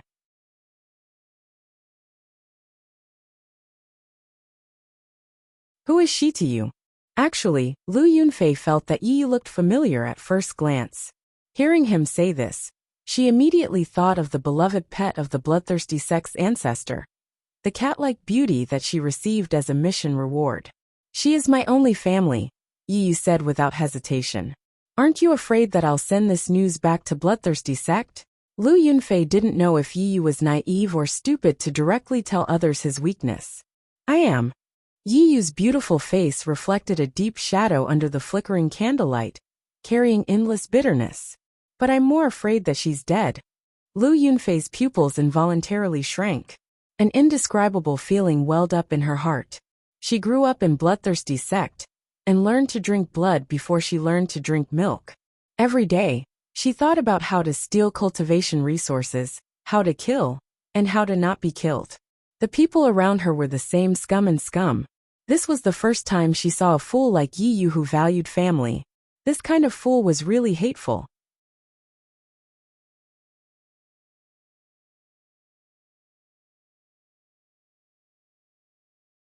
Chapter 144. Lu Yunfei's nails pierced into her palm, but her face revealed an incomparably sweet smile as she said, "All right, you help me deal with Su Junqing, and I'll help you find my sister. How are we going to contact each other?" "I'll come find you." Although Yi Yu made a deal with Lu Yunfei, he did not trust her. "But I won't be staying here for long." Lu Yunfei pouted. "Where are you going?" Yi Yu asked. "I'm going to the medicine refining valley. In 10 days, there will be an alchemy competition there. I'll see you then." Lu Yunfei smiled, as if she was meeting her lover. Medicine refining valley, alchemy competition? Why are you going there? Yi Yu immediately asked. Hehe, you'll know when the time comes. But the next time we meet, you'll be mine." Lu Yunfei's figure gradually disappeared in the air, leaving behind only a hint and a declaration in the empty study. Yi Yu furrowed his brows and carefully searched the study. Other than a few bottles of human blood in a secret compartment, there was nothing else. Lu Yunfei was also nowhere to be found. At this time, the quarrel outside was getting more and more intense. Yi Yu was worried that Wan Ziang could not withstand the pressure from Su Junqing, so he could only leave unwillingly. Yi Joga had been paying close attention to the movements in the study. When he saw Yi Yu come out, he blew the signal that he had agreed with Wan Ziang. Wan Ziang received the signal to retreat, so he coldly said to Su Junqing, "Since young Master Su refuses to accept our investigation, we can only report this matter to the Emperor." After saying that, he waved his hand and said, "Retreat. Young Master Su, think about how to explain this to the Emperor." Bai Songling pretentiously flicked his sleeves and swaggered away with Wan Ziang. Su Junqing's eyes were filled with endless hatred as he watched them leave. If grandfather was still here, these guys would definitely not dare to be so arrogant. Su Junqing couldn't help but take a deep breath when he thought of his grandfather, who was still in a coma. After completing the task given to him by the ancestor, he would ask the ancestor for a favor and ask him to send someone to see what was going on with grandfather. However, this was all in the future. Right now, he had to deal with Lu Yunfei first. Su Junqing calmed himself down and returned to the study. Lu Yunfei was currently reclining on a chair by the window. The moonlight cast a faint layer of light on her bewitching face. She held a glass cup filled with bright red blood in her fair and tender hand. She would take a sip from it from time to time, looking very satisfied. "Senior sister, I'm really sorry to have disturbed you. However, as you can see, junior brother's current situation is really difficult. Please help me out, senior sister." Su Junqing looked at Lu Yunfei with deep affection. He could not wait for her to immediately take down Wan Ziang and the others. "I just heard something very interesting."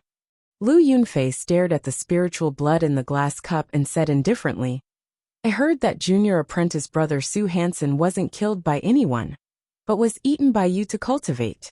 Is this true?" "Absolutely not. No matter how bold I am, I wouldn't dare to do such a thing." Su Junqing was shocked in his heart, and repeatedly cried out his grievances. At that time, he was worried that the increase in his cultivation would arouse suspicion. Thus, he devoured Sue Hansen to cultivate the bewitching art. As long as he did not use the bewitching art, no one would notice anything strange. I don't care how Sue Hansen died. However, if someone wants to use me as a chess piece, then they have to see if they have the ability to do so. Lu Yunfei swung her hand, and the spiritual blood in the glass splashed onto Su Juanqing's face. The wet and sticky blood covered his face, but he did not dare to move. Little fellow, you're still too inexperienced to fight with me.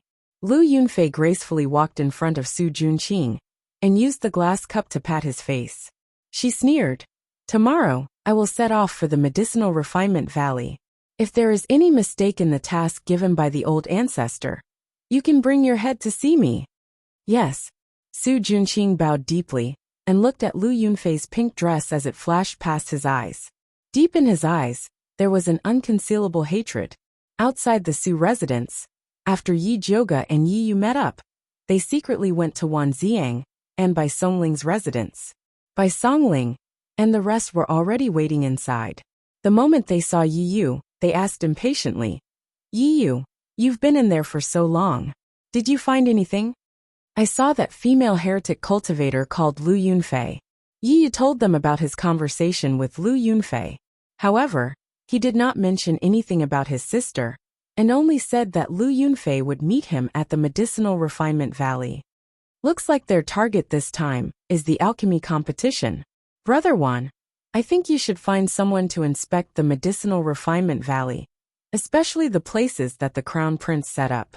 When Yi Jiuge first heard that the Crown Prince was in charge of the alchemy competition, he felt that something was amiss. This alchemy competition is an annual event in the Thunder Country. Other than the people of the Thunder Country, there are alchemists from other countries participating. Isn't the Crown Prince afraid of being beaten to death by the Emperor for causing trouble in the Medicinal Refinement Valley? Bai Songling felt that the Crown Prince was not that stupid. It's always good to be careful. Yi Jiuge still had to bring Yi Rui to participate in the competition. He did not want to make any mistakes. Alright, I'll go check tomorrow. Wan Ziang nodded and looked at Yi Yu. Do you want to come with me? He had never seen that female heretic cultivator.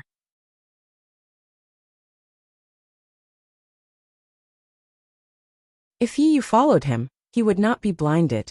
Yi Yu was about to agree when he felt a sharp pain on his back. It was as if something was gnawing at his skin.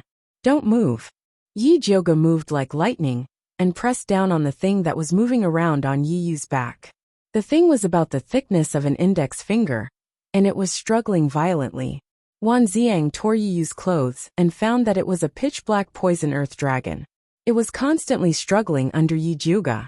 Isn't this little mute's poison earth dragon? Why is it here? Bai Songling looked at the black worm in disgust. This poison earth dragon looked extremely ferocious and sinister. It had no eyes on its head, only a large mouth filled with fine white teeth. There were also two thin wings on its back. As long as Yi Jiuge let go, it would immediately disappear without a trace. Whose little mute? Wan Ziang immediately frowned. He had been going out early and returning late recently. He had been investigating the heretic cultivator in the Ministry of Justice. He did not know that there was a little mute living in the backyard.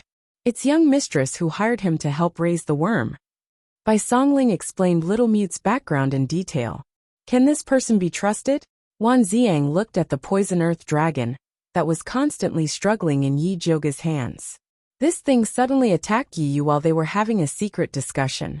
No matter how he looked at it, it was not normal. If you don't trust him, then let's ask him face to face. Yi Jiuge did not believe that Little Mute was a spy.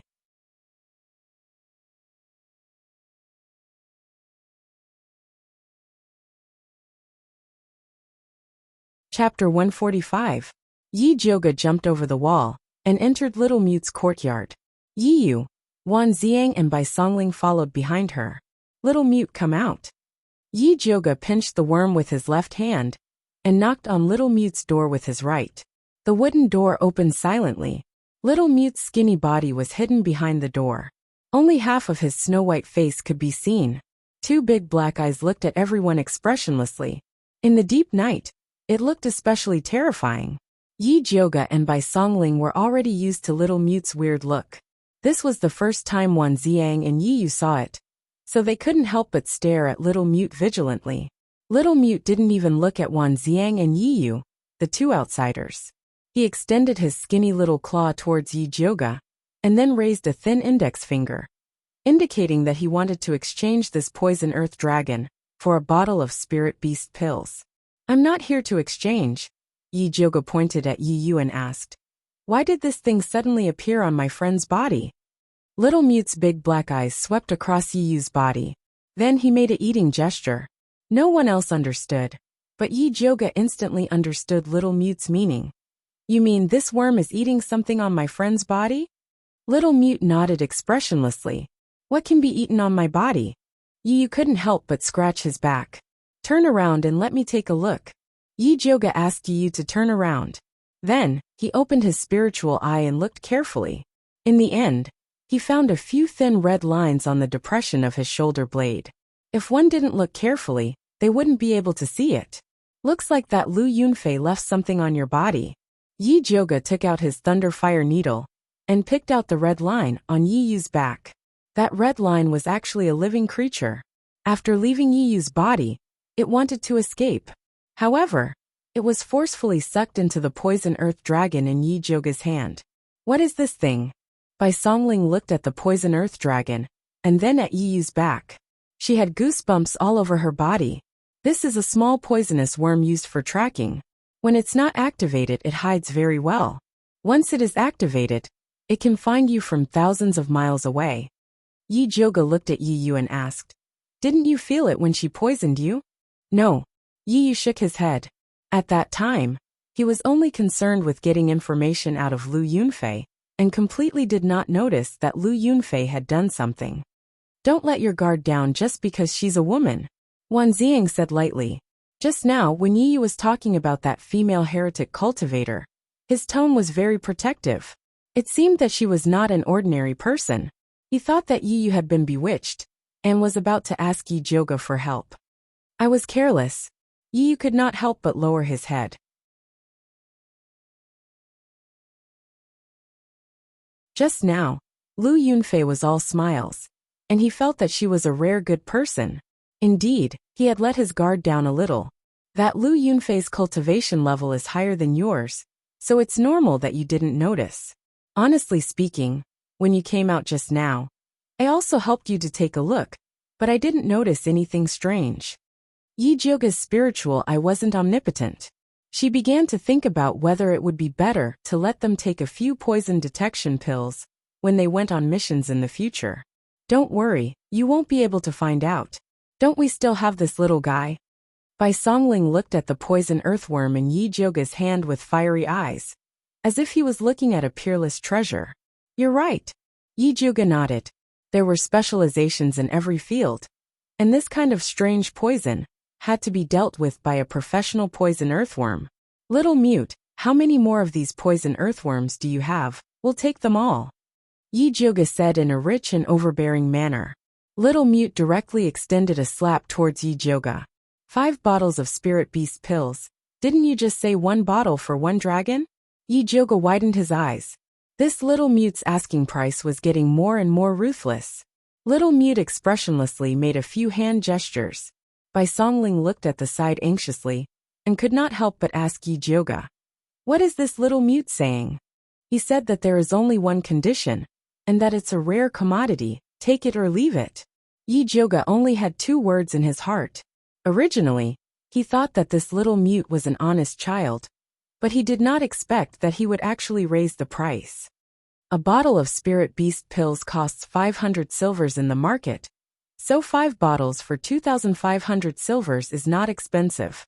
Wan Xiang actually nodded his head at the side. In his heart, anything that could be used to deal with heretic cultivators was priceless. Little Mute rarely shifted his gaze to Wan Xiang's face, and his black eyes revealed a rare trace of expression. "Knowledgeable. Knowledgeable my ass." Yi Jioga really wanted to kick this scammer Wan Xiang out. Those spirit beast pills that cost 500 silvers per bottle on the market were all fake goods. How could they compare to the spirit beast pills she refined? Moreover, Little Mute originally only wanted 1 bottle, but now it had risen to 5 in the blink of an eye. If he grew his appetite, it would be very difficult to deal with him in the future. Whoever wants it can exchange with him yourself. Yi Jioga threw the poison earth dragon back into Little Mute's hands, and decided not to tolerate this bad habit of his. Give it to Yiyu. Wan Xiang did not know that Yi Jioga was being sarcastic, and decided to give it to Yiyu. After all, that worm just ran to Yiyu's body, and it could be considered as another form of recognition. Yiyu looked at Yi Jioga inquiringly. If you want it, then take it.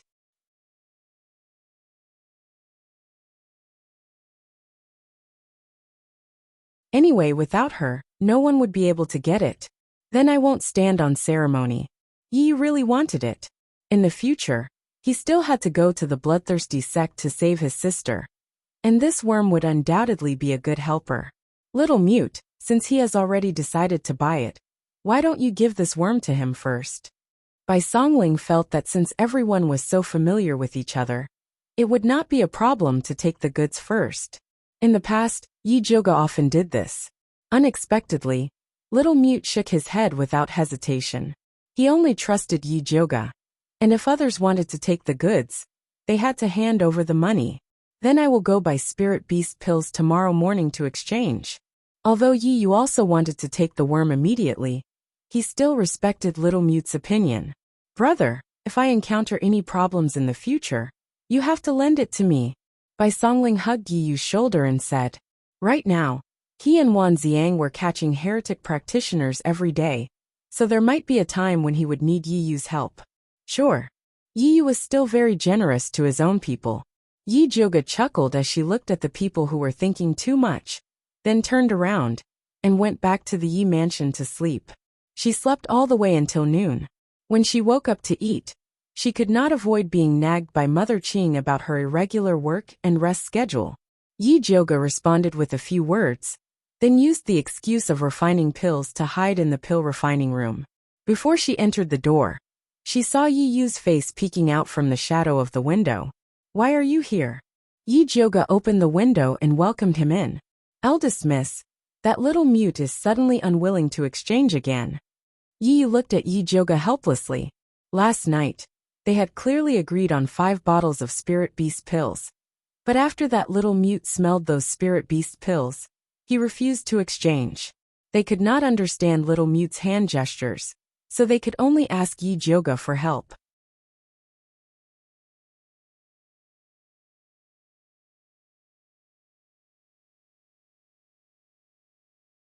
Chapter 146.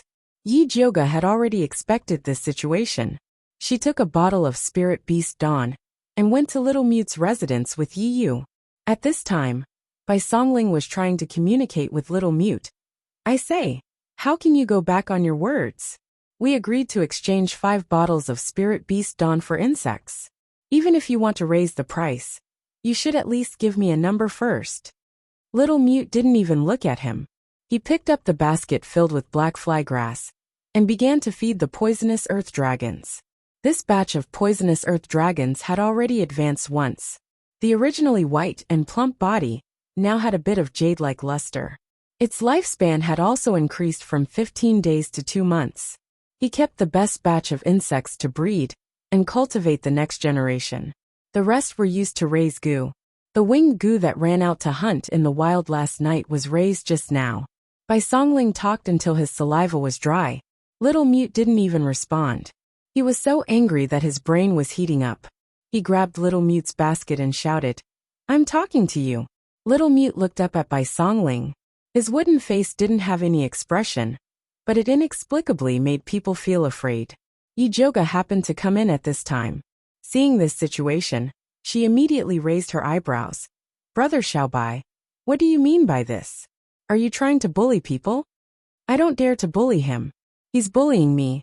Bai Songling awkwardly handed the basket to Little Mute. Little Mute took the basket and looked at Yi Jioga. I heard you don't want to exchange with them? Yi Jioga asked.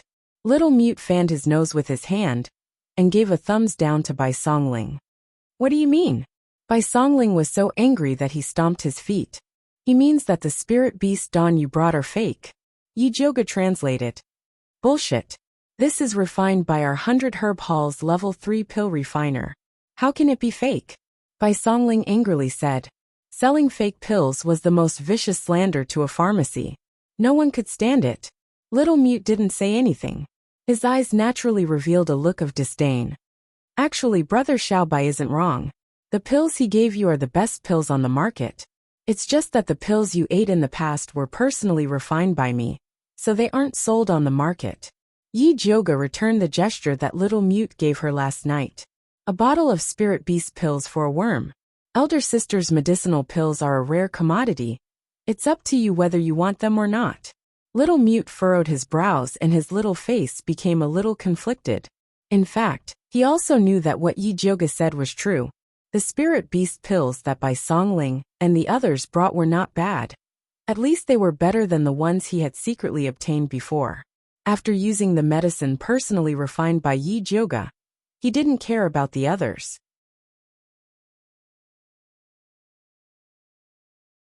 Little Mute was straightforward and agreed right away. Yi Joga did not make things difficult for him. He took out the spirit beast pills he had prepared and successfully exchanged them for that super worm goo. How do I control this thing? Yi Joga asked. Little Mute's eyes lit up, and he stretched out his hand to ask for the spirit pill again. Little friend, I'd advise you to be a bit more honest. You're still too inexperienced when it comes to raising prices. Yi Joga smiled warmly. If Little Mute really wanted to play tricks on her, she wouldn't mind doing the same to him in the future. Little Mute wisely retracted his hand and pinched the goo worm. It was unknown how he communicated with that worm goo. That sinister poison earth dragon goo let out a squeak and flapped its wings to fly to Yi Yu's hand. It bit his middle finger and then lay there motionlessly. It recognized me as its master. Yi Yu raised his head in shock. After the little thing drank his blood, he felt that he had established a faint connection with it.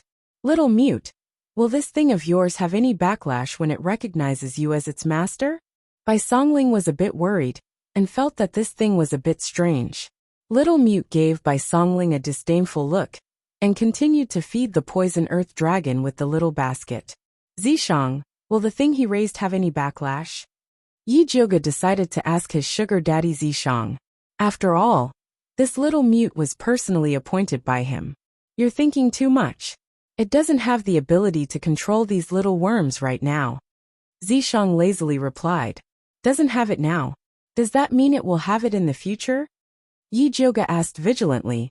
The poison testing pills that noble consort Shi and Dongfang Ke were eating were all made from the poison earth dragons that Little Mute raised. If he could control these poison earth dragons, then wouldn't he be inviting a wolf into the house? It will probably be after eating this bottle of spirit beast pills you gave me. Zishang replied seriously. Then can the thing he raised still be used? Yi Joga suddenly wanted to take back the bottle of spirit beast pills. He can control those worms. Can't you control him? Zishang's voice was a bit malicious. He deliberately brought this little guy over because he wanted to see if Yi Joga would still say that he didn't want to be a slave leader after this little thing lost control. What is this Little Mute's background? Yi Joga asked. You don't need to care about his background. You just need to know how to control him. Zishang directly gave Yi Joga a ball of light. After Yi Joga absorbed the ball of light, his gaze landed on the Little Mute, who was playing with the poison earth dragon. She saw that he was wearing a blue cloth. The sleeves of his clothes were dirty, and his hair was tied up messily. He didn't touch any of the new clothes that Bai Songling gave him. It was as if he had grown fond of his dusty appearance, including the name Little Mute. Originally, Yi Joga felt that calling him Little Mute was a bit insulting. He wanted to change the name, but was rejected by Little Mute. It seemed like he had to investigate Little Mute's background when he had the chance to see what his real body was. However, the most important thing now was the evil cultivator and the alchemy competition. Where is Brother Wan? Yi Joga asked Yi Yu. He is still in the Ministry of Justice and is preparing to bring people to the medicine refining valley. I will meet up with him later. Yi replied. If he wasn't delayed by little Mute's matter, he was also preparing to leave now. Take these 2 bottles of pills, and give one to Brother Wan. Be careful and don't fall for the poisonous beauty's bewitchment. Yi Jioga took out 2 bottles of level 3 clear heart pills. Yi suddenly felt a bit ashamed. Lu Yunfei's bewitchment was indeed powerful. Otherwise, he wouldn't have such a good impression of her. He had to be more vigilant next time. The participants of the competition have already left for the medicine refining valley. When are you going to leave? Bai Songling asked Yi Jioga. The day after tomorrow. Yi Yuxuan had originally set the date for Yi Jioga to leave in 3 days, but she rejected it. Do you want to go with Prince Dongling? Bai Songling asked again. No need. Yi Jioga shook her head. Yi Shanshan had already left with the crown prince yesterday. It would be too conspicuous if she left with Prince Dongling. All right, I will bring some secret guards to protect you. Bai Songling said. Whatever. Although Yi Jioga didn't think it was necessary, she couldn't refuse the kindness of others. Hee, if there is really someone who doesn't have eyes, we can catch him for clues. Bai Songling smiled treacherously. Don't jinx it. Yi Jioga really wanted to kick Bai Songling. Was he protecting her, or using her as a bait? Yi Jioga and Bai Songling talked casually. Neither of them noticed that little Mute's eyes flashed when he heard the name of the medicine refining valley. You're tuning in to the Li Mei's Sword of Destiny YouTube channel. We're so grateful for your support. And don't forget to subscribe to join us on this incredible journey through captivating stories. Your generosity through donations truly makes a world of difference, as it's the primary source of revenue that allows me to expand and enhance this channel for you. Thank you from the bottom of my heart for being a part of this adventure.